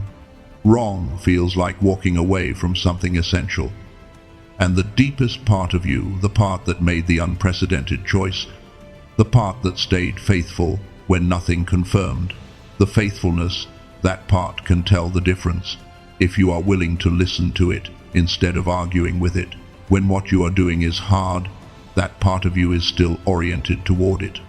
When what you are doing is wrong, something fundamental in you is facing the wrong direction. And no amount of effort corrects the direction, only the change of direction does. You already know how to use this compass. You used it through your entire unprecedented season. The season was hard, genuinely, unmistakably, often painfully hard, but you stayed oriented. Because at the deepest level, you were facing the right direction. Even when everything else said turn back, even when the logical voices said enough, something in you was still facing forward. That compass is still active, and in the new territory ahead, it is still the most reliable thing you have. The second compass point is the quality of peace underneath the difficulty. This is one of the most specific indicators in the record, and it is one of the least discussed, so I want to be precise about it. I am not talking about the absence of difficulty. I am not talking about feeling good, or feeling settled, or feeling confident about the path.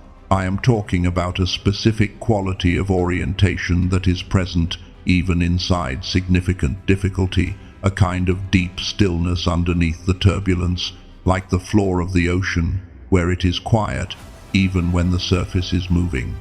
The unprecedented does not come with external peace as a standard feature, it comes with external turbulence as a standard feature.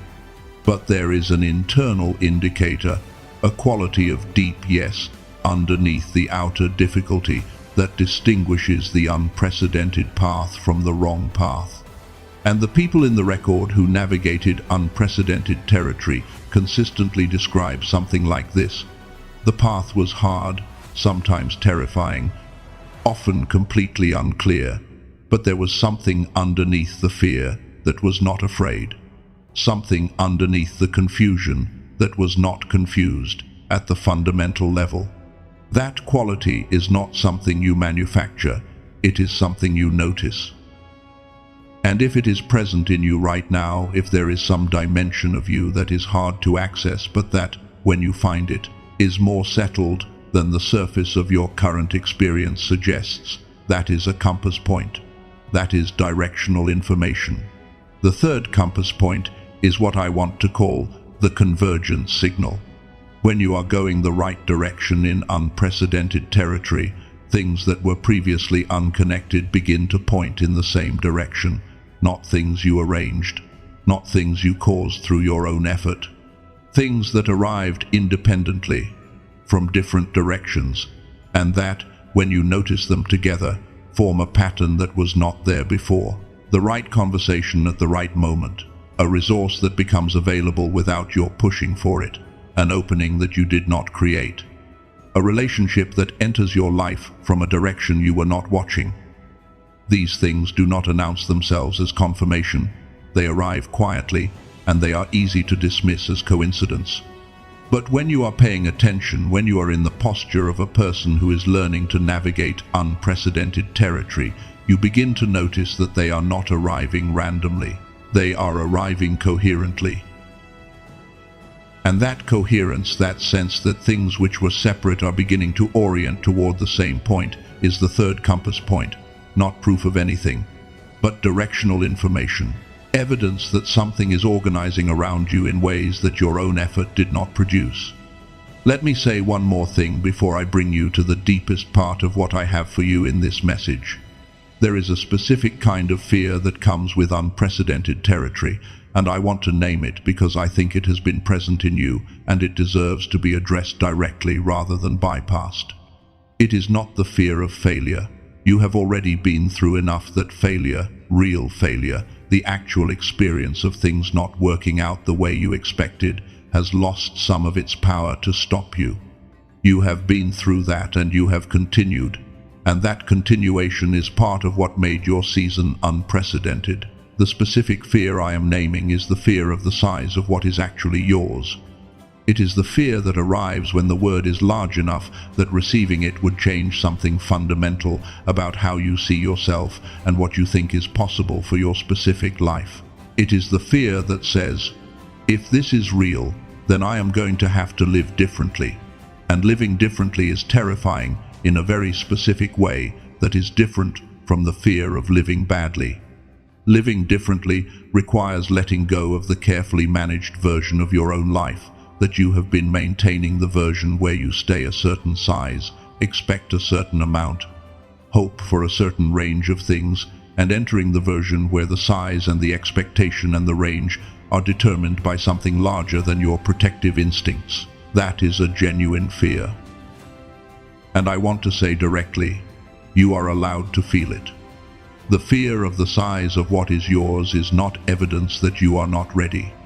It is not evidence that you should step back. It is the natural response to standing at the edge of a territory that is large enough to match what you actually built in your unprecedented season. The territory ahead of you is large because what you carried was large.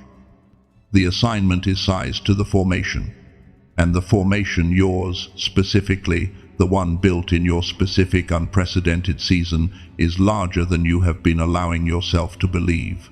Acknowledge the fear. You do not have to make it go away before you move. You do not have to be unafraid to take the next step. You just have to move toward the threshold anyway, with the fear alongside you rather than behind you, and let what is on the other side be as large as it actually is.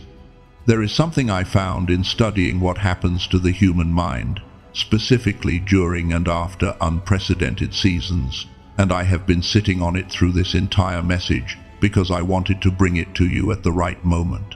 And this is the right moment.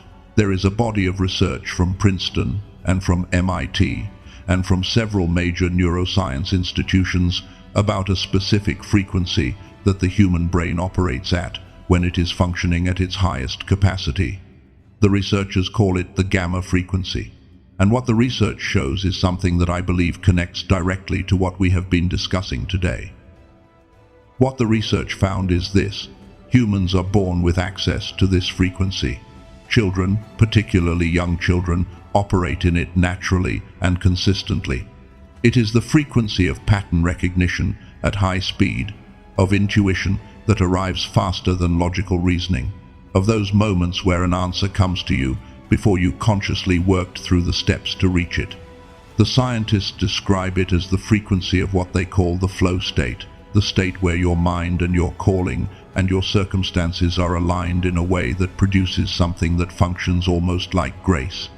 And what the research also found is that this frequency diminishes over time, not as an inevitable fact of aging, as a result of accumulated pressure, sustained stress, the ongoing demand of ordinary life applied to an extraordinary mind over an extended period. Here is the part that I want you to hear. People with naturally higher baseline gamma, people who were born with a stronger access to this frequency than average, feel the loss of it more acutely than people who never had strong access to it.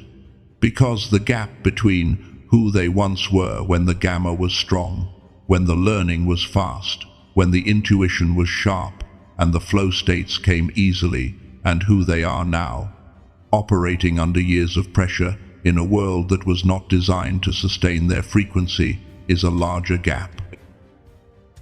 I think you know what I am describing. That feeling of carrying potential inside you that is somehow out of reach.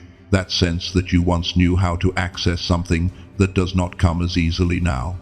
That gap between the clarity you have touched at certain moments and the fogginess of ordinary days.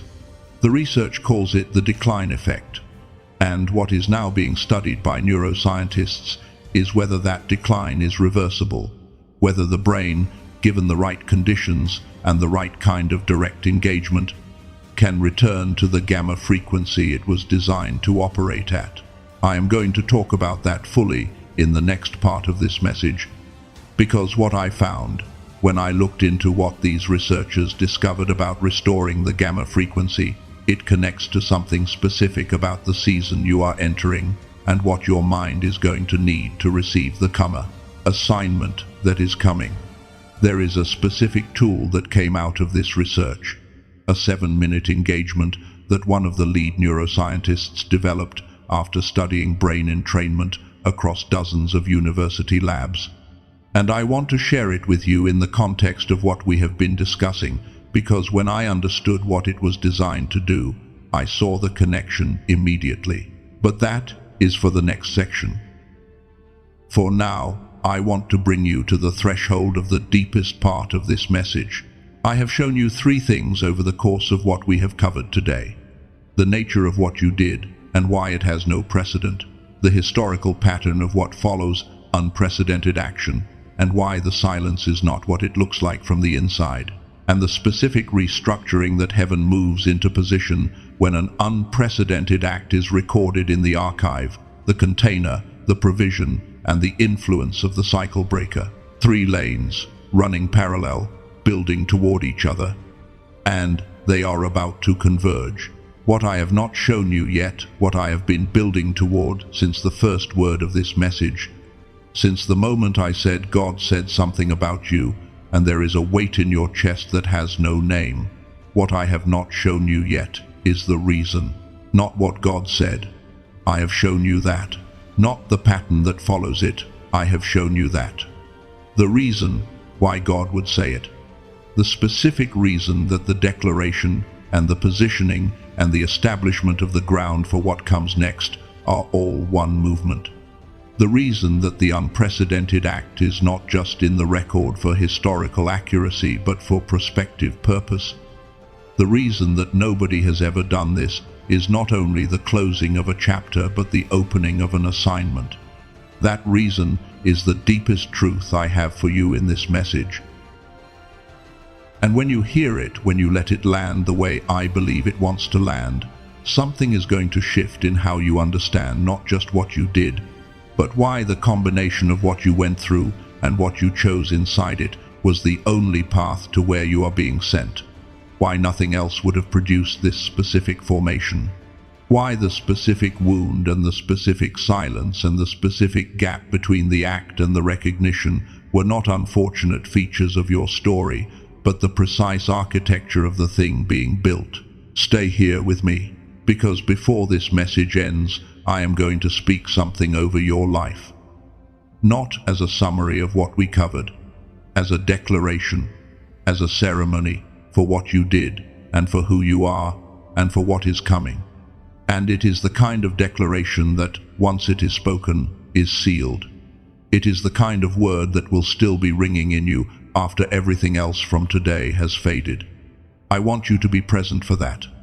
The declaration is coming, and everything between now and then is building toward the moment when it is spoken over you. Let us go to where the three lanes converge.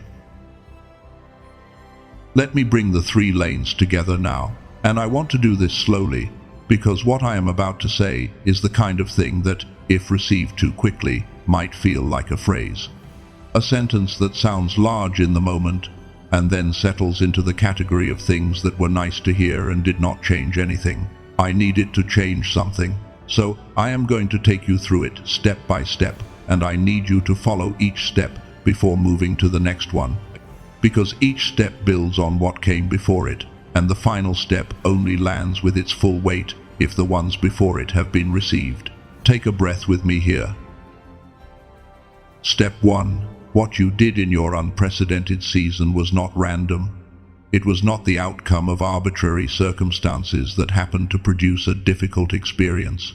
Your specific wound, your specific calling, your specific conditions, your specific choice, they were assembled.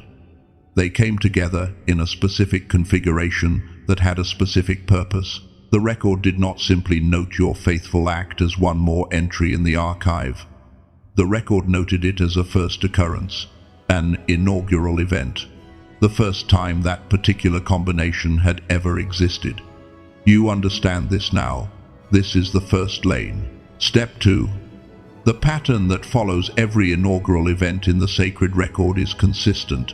Unprecedented act, apparent silence, sudden restructuring of a different order than the silence suggested was coming. Impact that outlasts the person.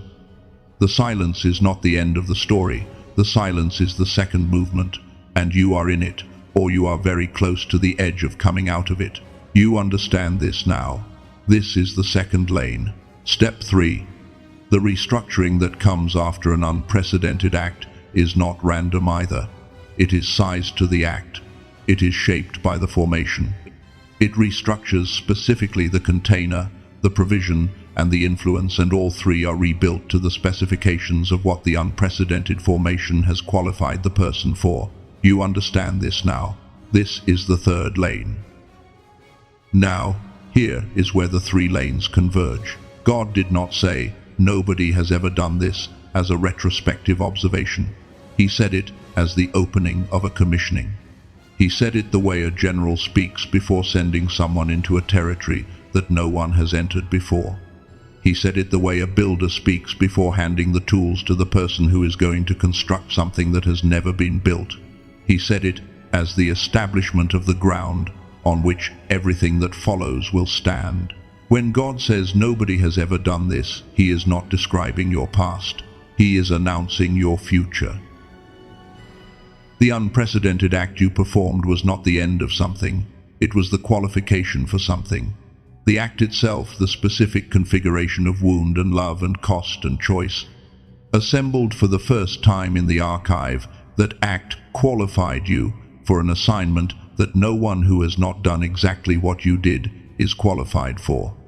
Not because God operates on a transaction system where faithful acts earn specific rewards, but because the assignment He is moving you toward requires the exact formation that your specific unprecedented season produced. It requires someone who knows what it feels like to do what you did, who has been in the territory you were in, who built road where there was no road and came out on the other side able to navigate that specific terrain, who carries the specific compound that was made in your specific wound. No one else has that formation. No one else built those coordinates. No one else carries that medicine. And no one else is qualified for the specific assignment that was designed for the person who has your specific formation. You have not been going through something. You have been being qualified for something. Let that sit for a moment, not as motivation, not as comfort, as a literal description of what has been happening in your unprecedented season. Every day of the silence, every morning of the continued faithfulness with no confirmation, every choice not to become what the pain was pressing you toward, every step taken in the unmapped territory with no guide and no predecessor and no certainty of arrival. Every one of those days was not just endured. Every one of those days was a day of qualification. The formation that your assignment requires was being built day by day in the exact conditions that your season provided. And the conditions were not unfortunate features of an otherwise good story. The conditions were the precise environment required to build the precise formation that the precise assignment needs. The pit was the qualification. The wilderness was the qualification. The silence was the qualification. The gap between the act and the recognition was the qualification. The loneliness of having no template, no community of prior travelers, no voice that could say, I have been here before, and I know the way. That specific loneliness was itself a feature of the formation, because the person who carries the assignment has to have been built in conditions where they learn to orient by something other than external confirmation. They learn to navigate by the compass I described in the last section, by the quality of orientation underneath the discomfort, the stillness underneath the turbulence, the convergence signal that arrives from outside their own effort. They learn to navigate by those things because the conditions of their formation required it. And you have been learning to navigate by those things. God does not qualify people for assignments that already exist. He qualifies people for assignments that have never existed before. And the qualification process for an unprecedented assignment requires an unprecedented season. Not a hard season, not just a difficult season. An unprecedented season one in which the specific formation being built has never been built before, in the specific configuration required, under the specific conditions that produce it.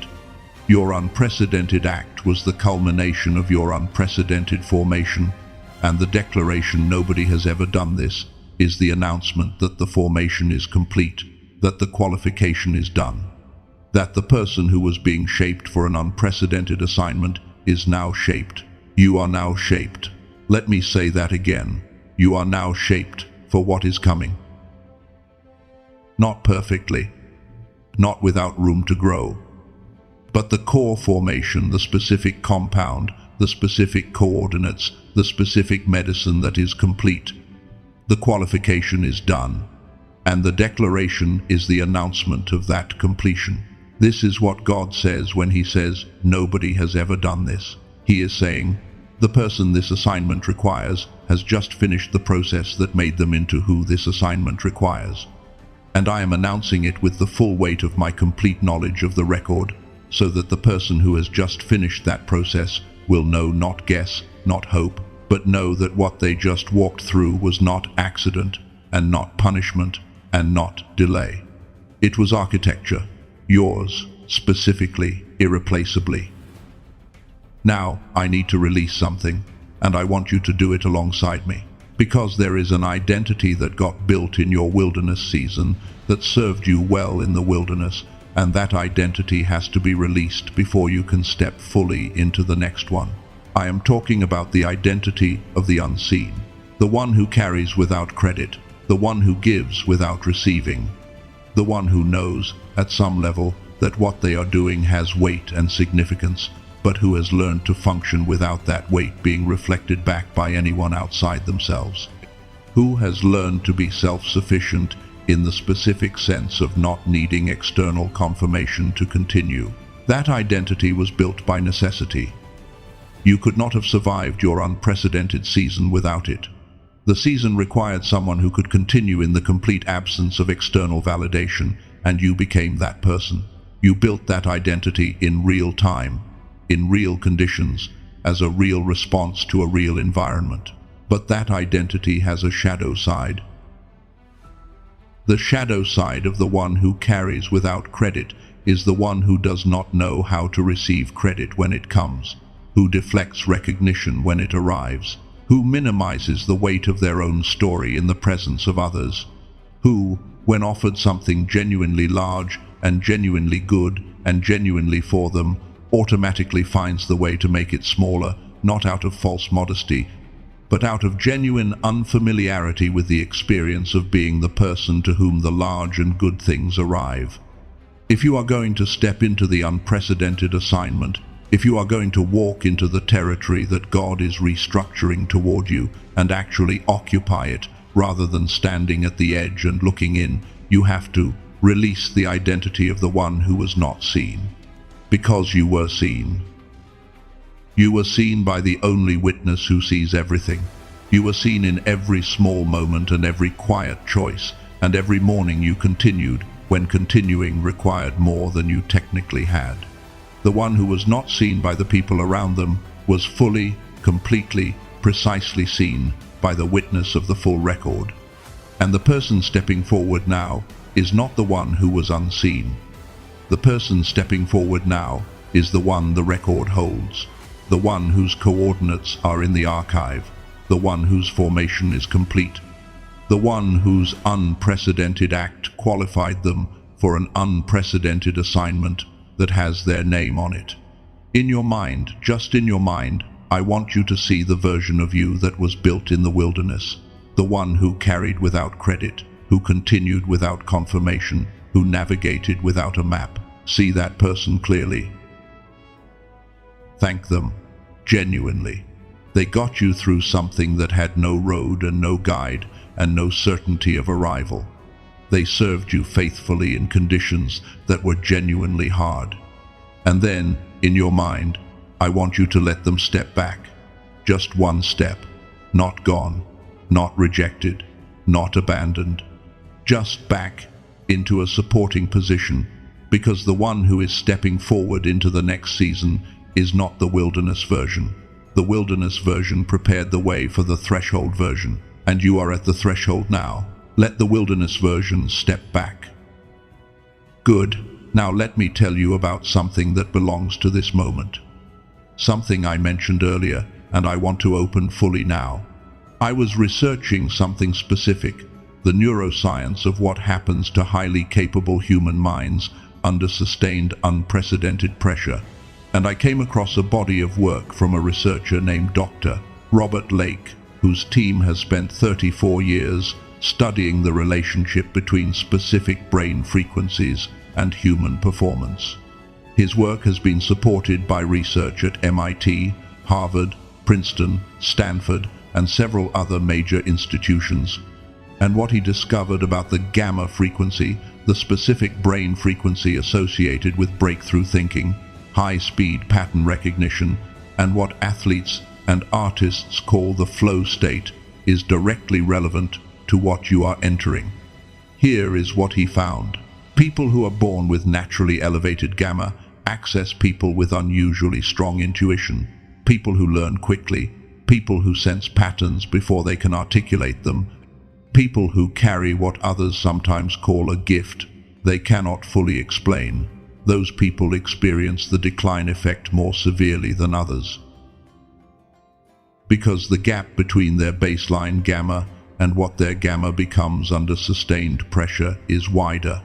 The distance between who they were when the frequency was strong, when the learning was fast, when the clarity came easily, when the flow states arrived without effort, and who they are now, operating under years of unprecedented pressure in conditions that were not designed to sustain their specific frequency.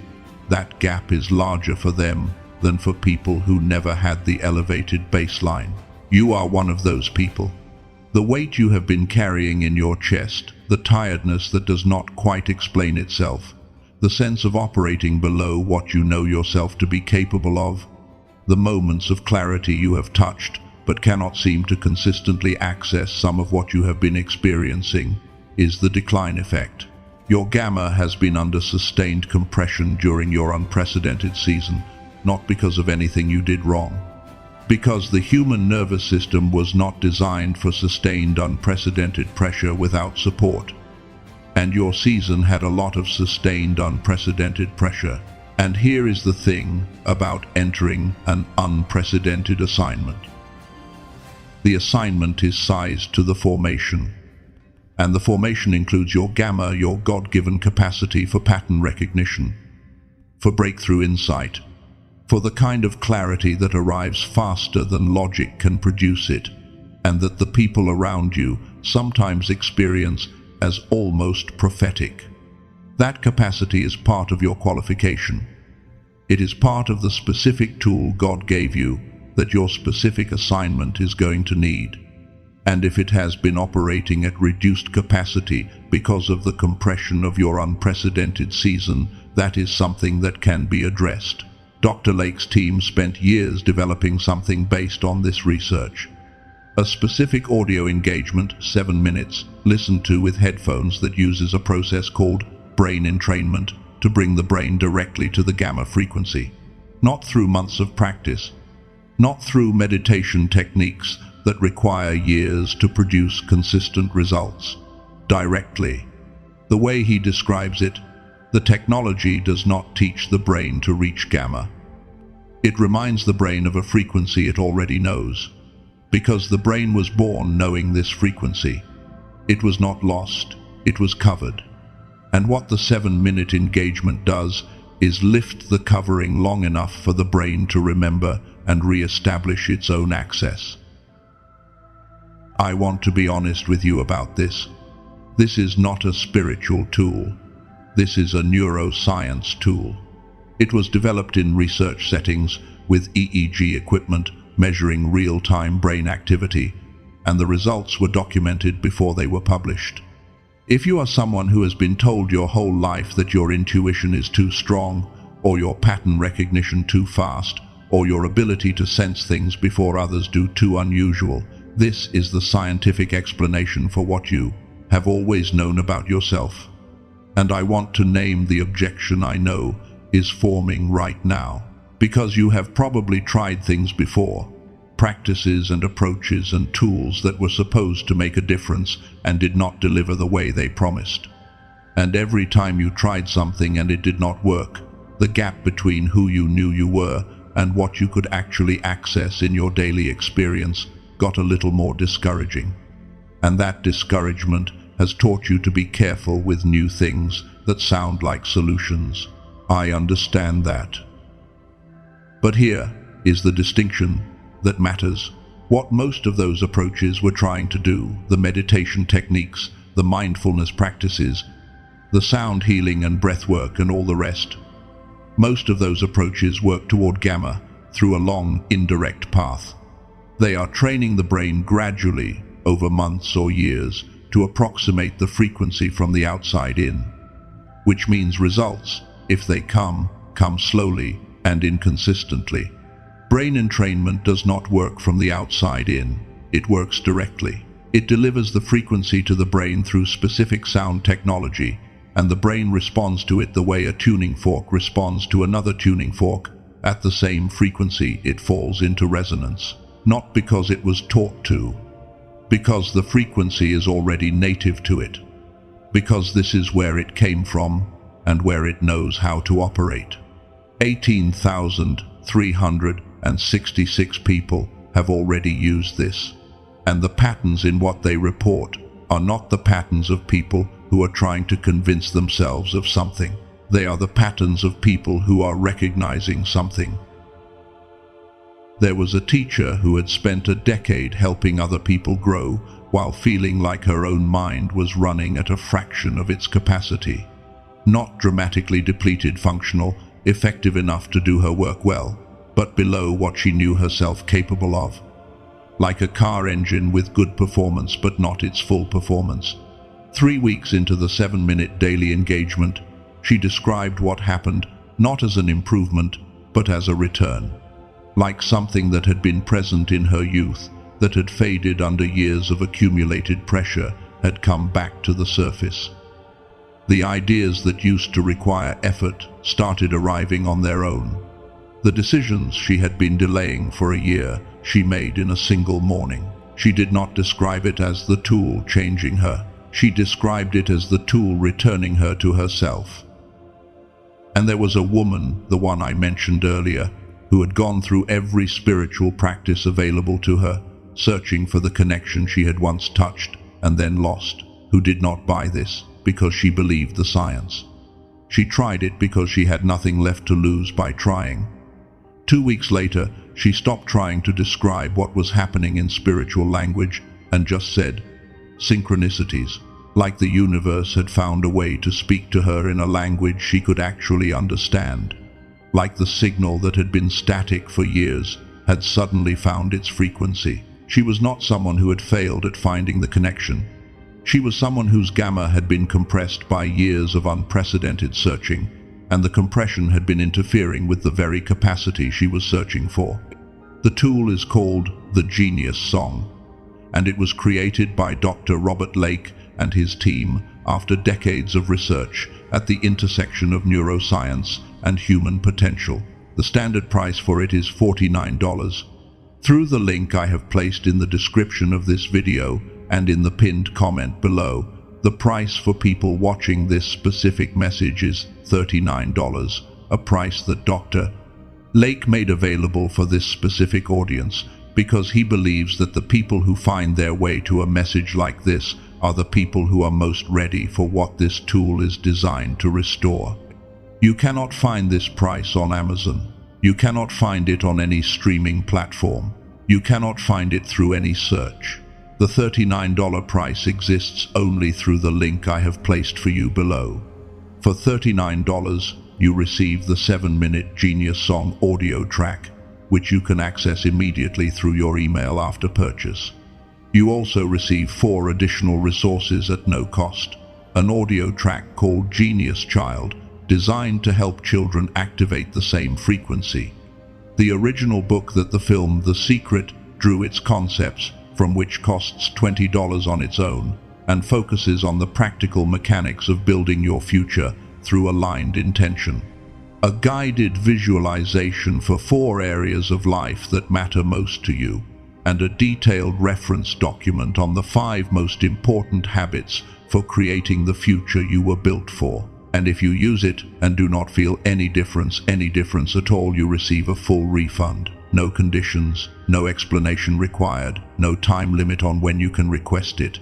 The risk is not trying it. And I want to say something about the counterfeit versions, because this matters. There are sites and platforms that are selling something under a similar name that does not contain the actual brain entrainment technology. What they are selling is regular audio with no active frequency work embedded in it. It will not do what the real technology does, because the real technology requires specific engineering that the counterfeits do not have. The only way to receive the authentic version with the actual technology, the 4 bonuses, and the full money-back guarantee is through the link I have placed in the description and in the pinned comment of this video. Please do not look for it anywhere else. If you feel called to explore this, if what I described about the decline effect resonated with what you have been experiencing, and if the idea of returning your mind to the frequency it was designed to operate at sounds like something that belongs to the season you are entering, the link is there. I placed it for the ones who are ready to give their mind the tool that matches the assignment God is moving them toward. The person you are becoming has already made this decision, not because they were certain, because they understood that the moment of genuine readiness does not feel like certainty. It feels like a quiet recognition that waiting is no longer what this season requires. Whether or not that is for you, what we have been walking through today is true either way. Because the unprecedented assignment does not begin with a tool, it begins with an identity that is ready to step into it. And that identity is what I want to spend these final moments confirming in you. Not with another layer of teaching, but with something I promised you earlier, something I have been holding specifically for this moment. I told you at the beginning of this section that there is a specific kind of thing that happens toward the end of this message. A declaration, a ceremony, a specific speaking over of your life that is not a summary and not a motivation close, but an act of naming what is already true and sealing what is already yours. That moment is here. And before I bring you into it, I want to say one thing that I think belongs between the teaching and the ceremony. You came into this message carrying a weight in your chest that had no name. You were in the aftermath of something unprecedented, standing in the strange quiet on the other side of it, not knowing what to make of where you were. And you have spent this entire message walking through a specific understanding of where you actually are. You are not at the end of a story that did not work out. You are at the threshold of an assignment that could not have been given to anyone who had not done what you just did. The unprecedented act is in the record. The formation is complete. God has reviewed the full archive, and he said, "Nobody has ever done this before. Nobody." And when God establishes that ground, when he speaks that specific declaration over a specific life, he is not looking back. He is opening a door. I want to take you through that door now, not by telling you what is on the other side, because the other side of an unprecedented assignment has never been described before, and I will not pretend to know its specific shape, but by speaking over you the things that are already true, the things that are already in the record, the things that were sealed when you made the choice that had no prior occurrence. Before this message ends, you are going to hear your name called forward. Not your literal name, but the name of who you are, the name that the record holds. The name that was placed on you not by the people who witnessed your previous season, but by the witness who saw every moment of it. Stay with me, we are going there now. There is a difference between receiving a word and living from it. And I want to be honest with you about this, because I have watched too many people receive something genuinely large and genuinely true, and then, within weeks, find themselves operating from the same place they were before. Not because the word was not real, not because the receiving was not genuine, but because receiving and inhabiting are two different things, and the distance between them is where most transformations stall. What we have covered today is not information to be stored, it is ground to be stood on. And the question I want to walk through with you now is the practical question of what it actually looks like to stand on this ground in the ordinary days of a real life. Because the extraordinary moment of receiving a word happens once. The ordinary days come back, the week comes back, the specific circumstances and the specific relationships and the specific demands of your actual life come back, and they do not come back transformed by the word you received. They come back as themselves, ordinary, imperfect, sometimes frustrating, sometimes beautiful, largely the same as they were before you pressed play on this message. And the question is whether the ground you are standing on after this message is different from the ground you were standing on before it. That difference is not automatic, it is practiced. It is a choice made daily, in small moments, often without ceremony, often without anyone watching. And it is the practice I want to give you something real to hold as you go into the days that follow this one. Let me start with the most important practice, because if you take nothing else from this section, take this one. Every morning before the day fully assembles itself in your mind, before the list comes, before the demands begin, there is a small window, a handful of minutes that belong to you before the world reclaims your attention. And what you do with that window shapes the ground you stand on for the rest of the day. What I want you to do in that window is not complicated.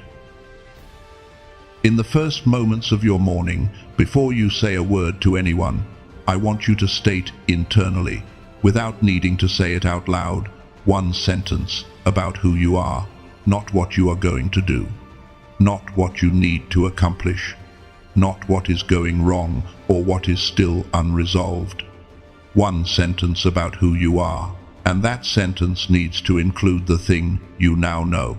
It needs to include the fact that what you did has never been done before, that the record holds your coordinates, that the formation that was built in your unprecedented season is complete, and that you are carrying something specific and irreplaceable, and that you are standing at the threshold of the assignment that was designed for the person who went through exactly what you went through.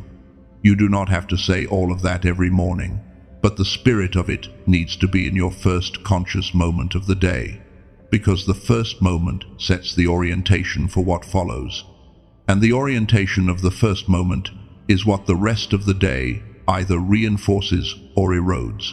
One sentence, first thing, before the day begins. That is the morning practice. The second practice is what I want to call the pioneer's question. And you can ask it at any point in the day when you feel disoriented or uncertain, or when the familiar voice starts suggesting that you have gotten yourself into something too large for who you actually are. The question is simply this: am I following a map that already exists, or am I continuing to chart my own? Because the pioneer's work is not to find the right existing path and follow it correctly. The pioneer's work is to continue building road in territory that has no prior path. And when you are in the middle of building road, it does not feel like progress. It feels like wandering in unclear territory without a clear destination. It feels like uncertainty and disorientation and the absence of confirmation. But those feelings are not evidence of failure. They are the expected texture of pioneer work. When you notice those feelings, do not ask, "Am I going the right direction?" That question assumes there is a right direction that someone mapped before you, and you are either on it or off it. Ask instead, "Am I continuing to chart? Am I still moving? Are my footprints still going forward?" Because that is the pioneer's job. Not to arrive at a destination that was already named, to name the territory as you walk through it, by the simple act of walking through it and leaving your footprints in it. The third practice is one that I think will feel uncomfortable at first, and that discomfort is itself the signal that it is the right practice. The third practice is to look back at your unprecedented season with gratitude, not relief that it is over, not grim acknowledgement of what you survived, actual gratitude. I know that is hard to hear, and I am not asking you to be grateful for the pain itself, or for the people who contributed to the difficulty, or for the circumstances that made it the season it was. I am asking you to develop the specific practice of looking back at the formation and recognizing it as the precise architecture of the specific assignment ahead, because the formation was not a mistake.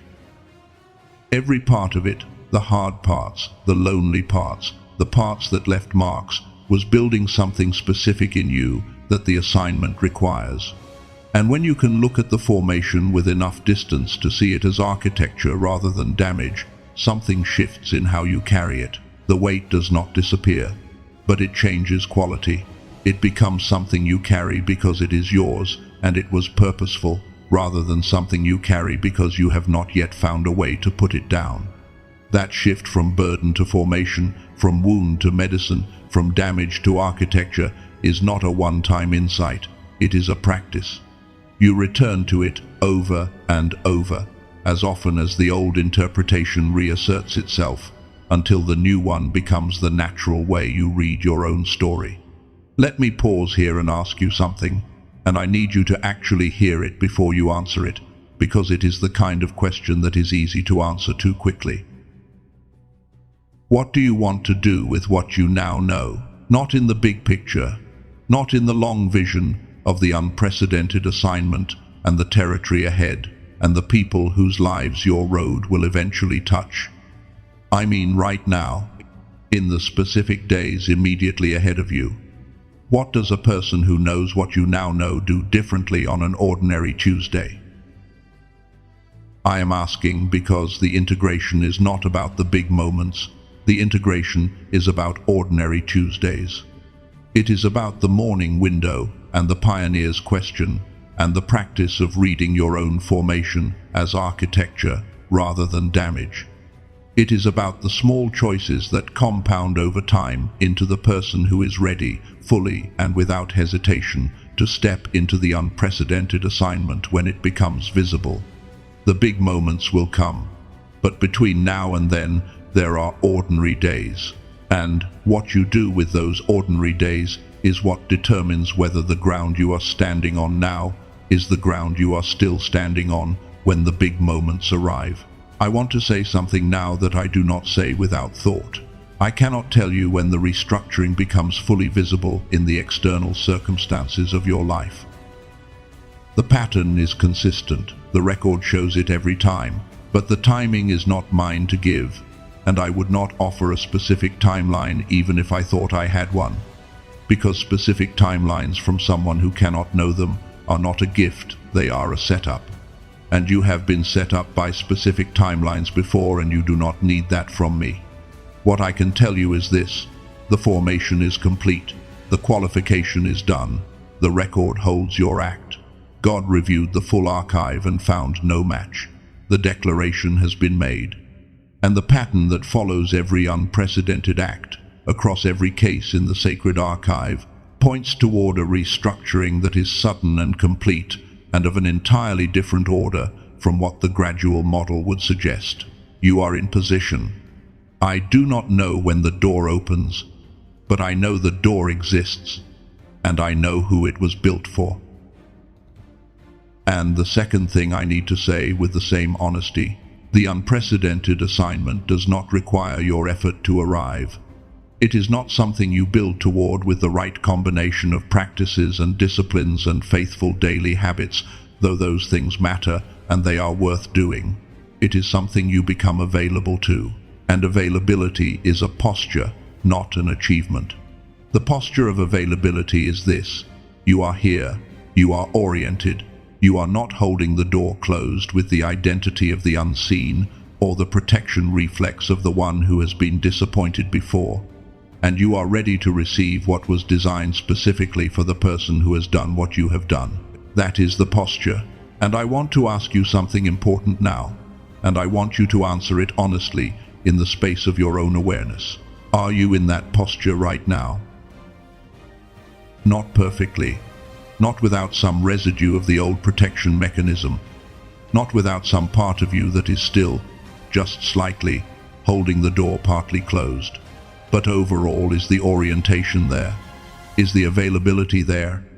Is the part of you that received what we walked through today willing to hold it and stand on it and live from it? If yes, even a quiet, tentative, not entirely sure yes, then something has shifted today. And that shift is real, even if it does not feel dramatic. Real shifts rarely do in the moment they happen. They become visible later, when you look back from a different vantage point and realize that something that was not in place before is now in place. Something is now in place.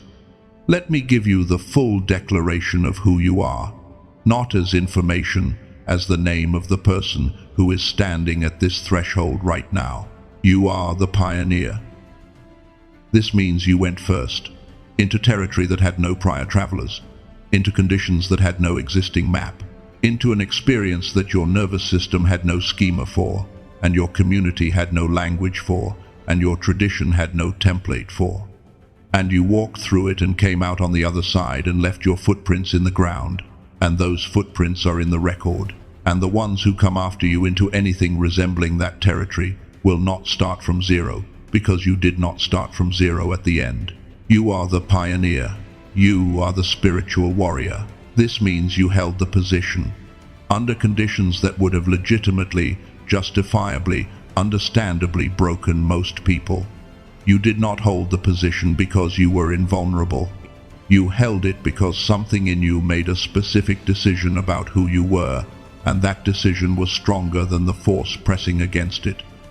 The position is still held, and what was protected by the holding of it is intact. You are the spiritual warrior. You are the cycle breaker. This means a pattern that ran in the line before you has ended in you, not weakened, ended. What you chose in your unprecedented season stopped something that would have continued if you had chosen differently. And the ones who come after you, your children, your spiritual children, the ones who will walk the territory your road leads through, they will not inherit what you stopped. They will inherit what you started, a different pattern, a different inheritance, the first occurrence of something new in a line that did not have it before you. You are the cycle breaker. You are the wounded healer.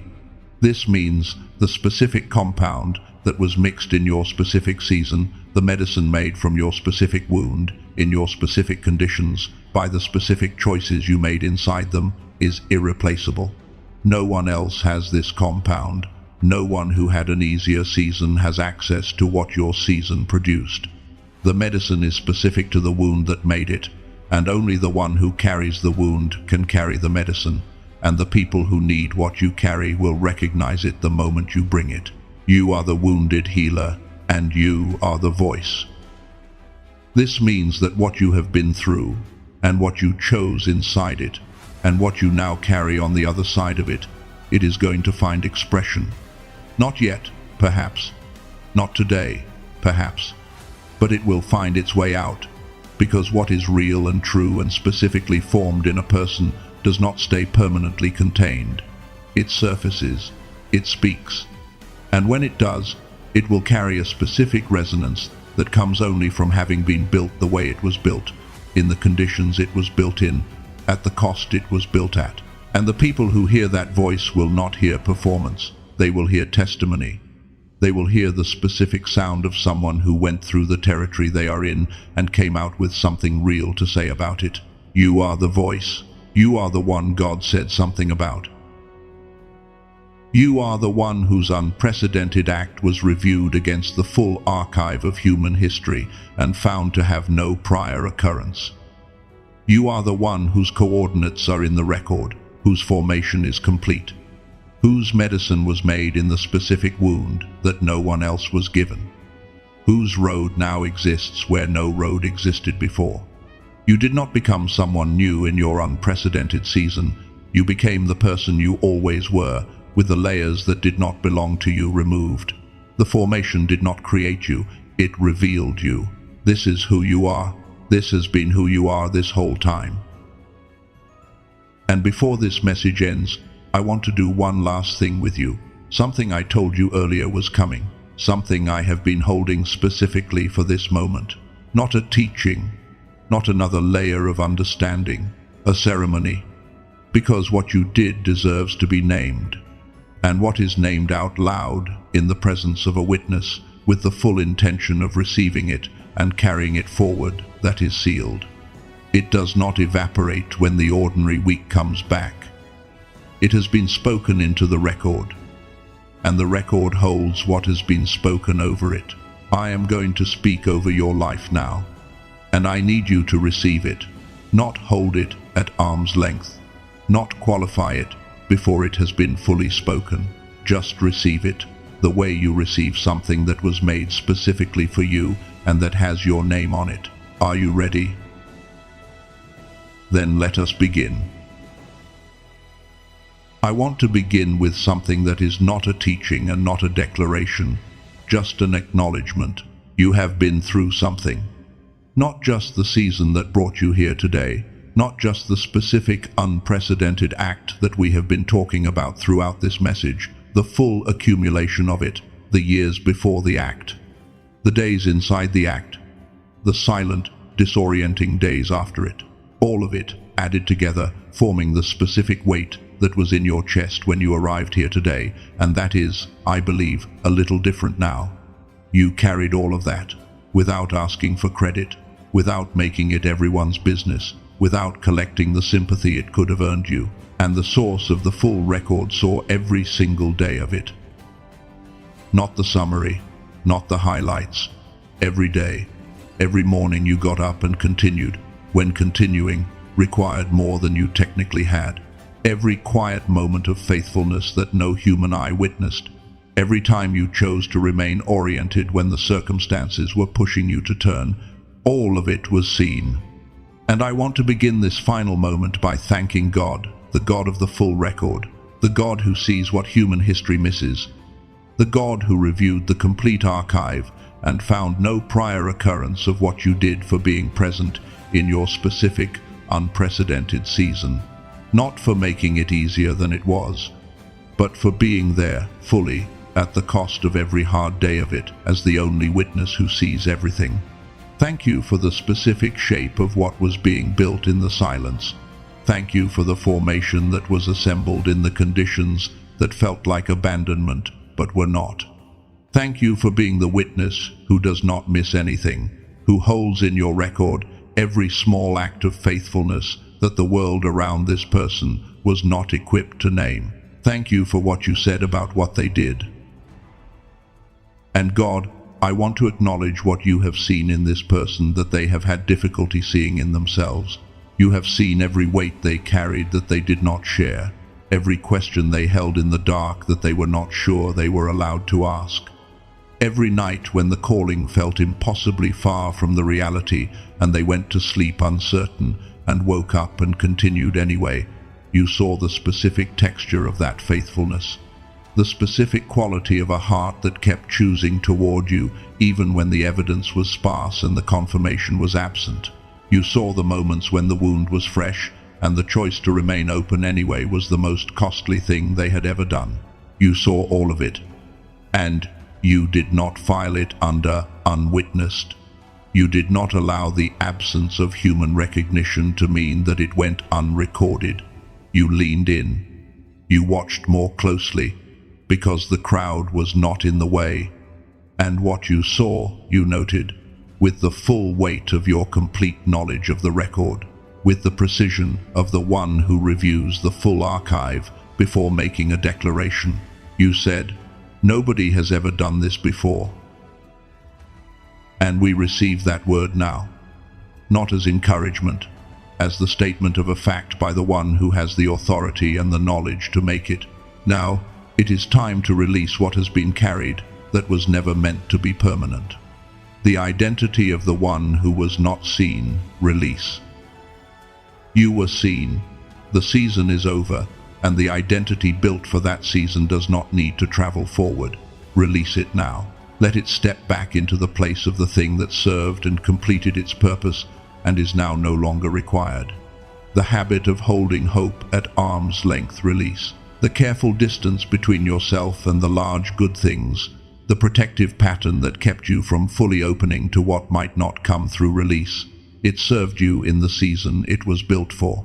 It does not serve you now. Release it. The waiting to be validated pattern, release. The orientation that required someone else to confirm the weight of your experience before you could allow yourself to fully receive it, release. The witness of the full record has already confirmed it. You do not need another confirmation. Release the waiting. The comparison that measured your progress against the visible progress of the people around you, release. Your timeline is not their timeline. Your territory is not their territory. Your road is yours specifically, and it does not run parallel to anyone else's road in a way that makes comparison meaningful. The comparison was always measuring two different things as though they were the same thing. Release it. The belief that the large and good things are probably for someone else, release. That specific, quiet, deeply ingrained belief that tells you to hold your expectations to a manageable size and not want to visibly release. The large and good things have your name on them. They were designed for the specific formation that is yours and no one else's. Release the belief that they are for someone else. The shame of the gap, the specific weight of having paid everything for something and stood in the silence on the other side and received nothing visible in return, release. The gap was not evidence of failure. The gap was the second movement of the pattern. The gap was the workshop. The gap was the architecture. And the shame that attached itself to the gap, the quiet voice that said, maybe you got it wrong, maybe you invested in the wrong thing, Maybe the whole season was an elaborate mistake. That voice was wrong. Release the shame. It was never yours to carry. The old ceiling, the specific upper limit of what you allowed yourself to expect for your own life. The ceiling that was set by a history of hoping and not quite arriving. Release. What is coming does not fit under that ceiling, and the ceiling does not belong in the season you are entering. Release it now. The wilderness identity, the version of you that was built for survival, for carrying without credit, for navigating without confirmation, for being self-sufficient in the complete absence of external validation. Thank it genuinely, and then release it from its duty. It was faithful, it got you through, and now it can rest. Release, release, release. And now let us call forward what is true. I call forward the pioneer in you, the one who walked into unmapped territory and laid coordinates in the ground and named what had no name, and came out on the other side with a road that did not exist before they made it. Come forward. The territory ahead needs the pioneer.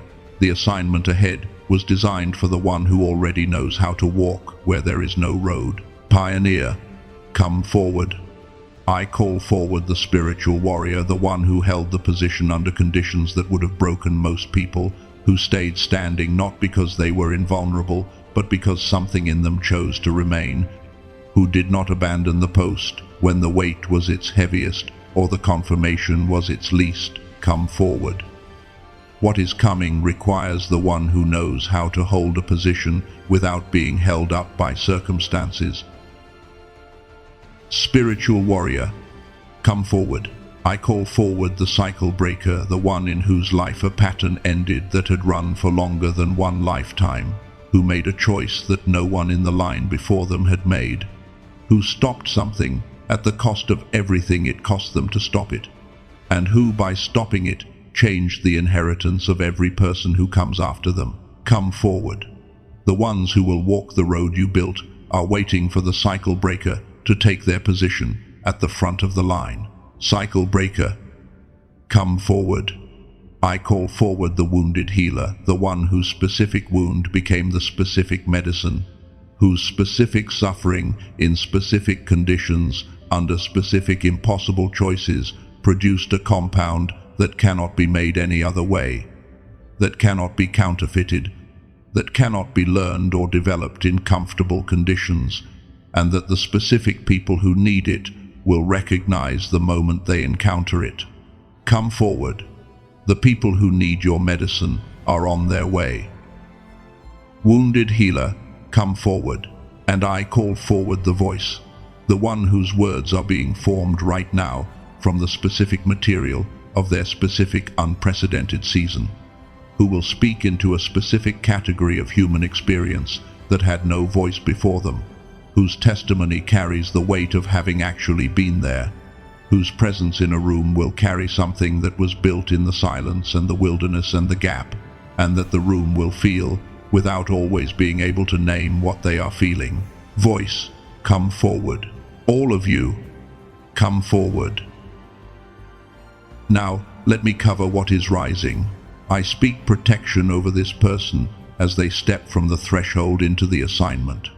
Cover the rising from premature exposure from the people and the voices and the forces that would attempt to define or limit or shrink what is forming before it is fully formed. Let what is building be protected from the kind of visibility that arrives before the foundation is solid enough to carry it. Cover the formation from the self-sabotage pattern, the specific tendency that rises in chosen ones when they get close to the breakthrough, the internal mechanism that has, before now, found ways to complicate or interrupt or redirect the arrival of what was coming. Let that pattern find no foothold here. Let it encounter the wall of the cycle breaker's choice and find that the pattern has been broken. What was inherited is not what is carried forward. The self-sabotage belongs to the old line. It does not belong to the new one. Cover what is being built from the comparison that would diminish it before it is complete, from the measuring against other people's visible progress, from the voice that says it should be further along by now, from the discouragement that attaches itself to the gap between the present moment and the full expression of the assignment. Let the building be allowed to build at the pace the builder determines. And now, this is the word, spoken over your life, grounded in the full record, sealed with the weight of the one who reviewed the complete archive and found no prior occurrence of what you did. I am the one whose unprecedented act is in the eternal record. I am the one whose coordinates are in the archive and whose road is permanently in the ground. I am the pioneer, and the road I built is real, and it exists now because I was first. I am the spiritual warrior, and the position I held under conditions that should have broken me is still held, and what I was protecting is intact. I am the cycle breaker, and what ran in the line before me has ended in me, and the ones who come after me will inherit what I started, not what I stopped. I am the wounded healer, and my wound is not my weakness, and the medicine it produced is irreplaceable, and the people who need it are coming. I am the voice, and what was formed in me in the silence and the wilderness and the gap has weight, and it will find its expression, and when it does, it will carry the specific resonance that comes from having actually been through the territory it describes. I am the one God said something about. I am the one whose act was measured against the full record of all of human history and found to have no prior occurrence. I am the one to whom nobody has ever been spoken as a precise declaration by the witness who misses nothing. Nobody has ever done what I just did. Nobody. And I receive that, not as comfort, as the exact and accurate statement of the keeper of the full record. I am in position. The formation is complete. The assignment is mine, and I receive it. It is done. It is sealed. We receive it now. In Jesus' name, Amen. One more thing before you go. I did not plan to say this, but I feel it strongly right now, and I want to say it before you leave this space. There is something that happens to people who have done the unprecedented that is very specific and almost never gets talked about. It is this: the moment of recognition, when it finally comes, does not feel like discovery. It feels like remembering. Like something you have always known about yourself that got covered over by years of pressure and silence and the accumulated weight of not being seen, suddenly becoming visible again. Not new information. A returning. The way a room looks when the light comes back on, not different from how it was, but suddenly itself again, fully visible, every feature present. You did not become someone new in your unprecedented season. You became the person you always were, with the layers that did not belong to you removed. And who you are, who you have always been, underneath everything that was placed on top of it, is what you have been hearing named throughout this message. That person is real. They were real before today. They will be real after today. And they are the one who is walking into the days ahead of you. Something has shifted today. Not because of this message, because of what you walked through. This message only named what was already true. And what is already true does not leave when the message ends. You are not who you were when you pressed play. Something has been named that was unnamed, and what is named out loud, received into awareness, sealed into the record, it carries different weight than what remains unnamed. Carry this name with you into the ordinary Tuesday that comes next, into the morning window before the day fully assembles, into the pioneer's question and the practice of reading your formation as architecture and the small daily choice to stand on new ground. Carry it forward. I want to ask you to do one thing right now, in this space, before you leave.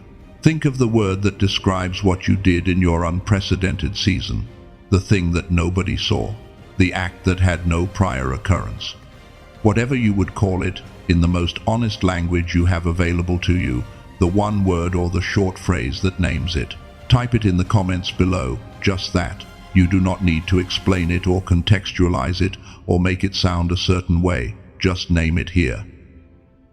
because naming it matters, because putting it in language, in the presence of the community of chosen ones who are watching this message and who have done their own unprecedented things in their own silent seasons, that is an act of receiving. And the record notes that too. Type the word. For those who felt called to what I shared about the 7-minute tool and the gamma research, the link is in the description and in the pinned comment. I placed it there for the ones who are ready to give their mind the resource that matches the season they are entering. It will be there whenever you are ready. And if you know someone who is in the middle of their own unprecedented season right now, someone who is doing the thing that nobody around them has the language for, who is holding faithfulness through a silence that is heavy and has gone on longer than they expected, send this to them. Not as a consolation, as evidence that the pattern they are in has a next movement, and the next movement is not more silence. And now, before I let you go, let me speak one final word over you. You came here today carrying something in your chest that had no name. You are leaving with the name. The record holds your act. God reviewed the full archive. He found no match. He said nobody has ever done this before, and he said it with the full weight of omniscient comparison behind it. And you, chosen one, are the one he said it about. Go. The road you built is waiting for the first person to walk on it after you.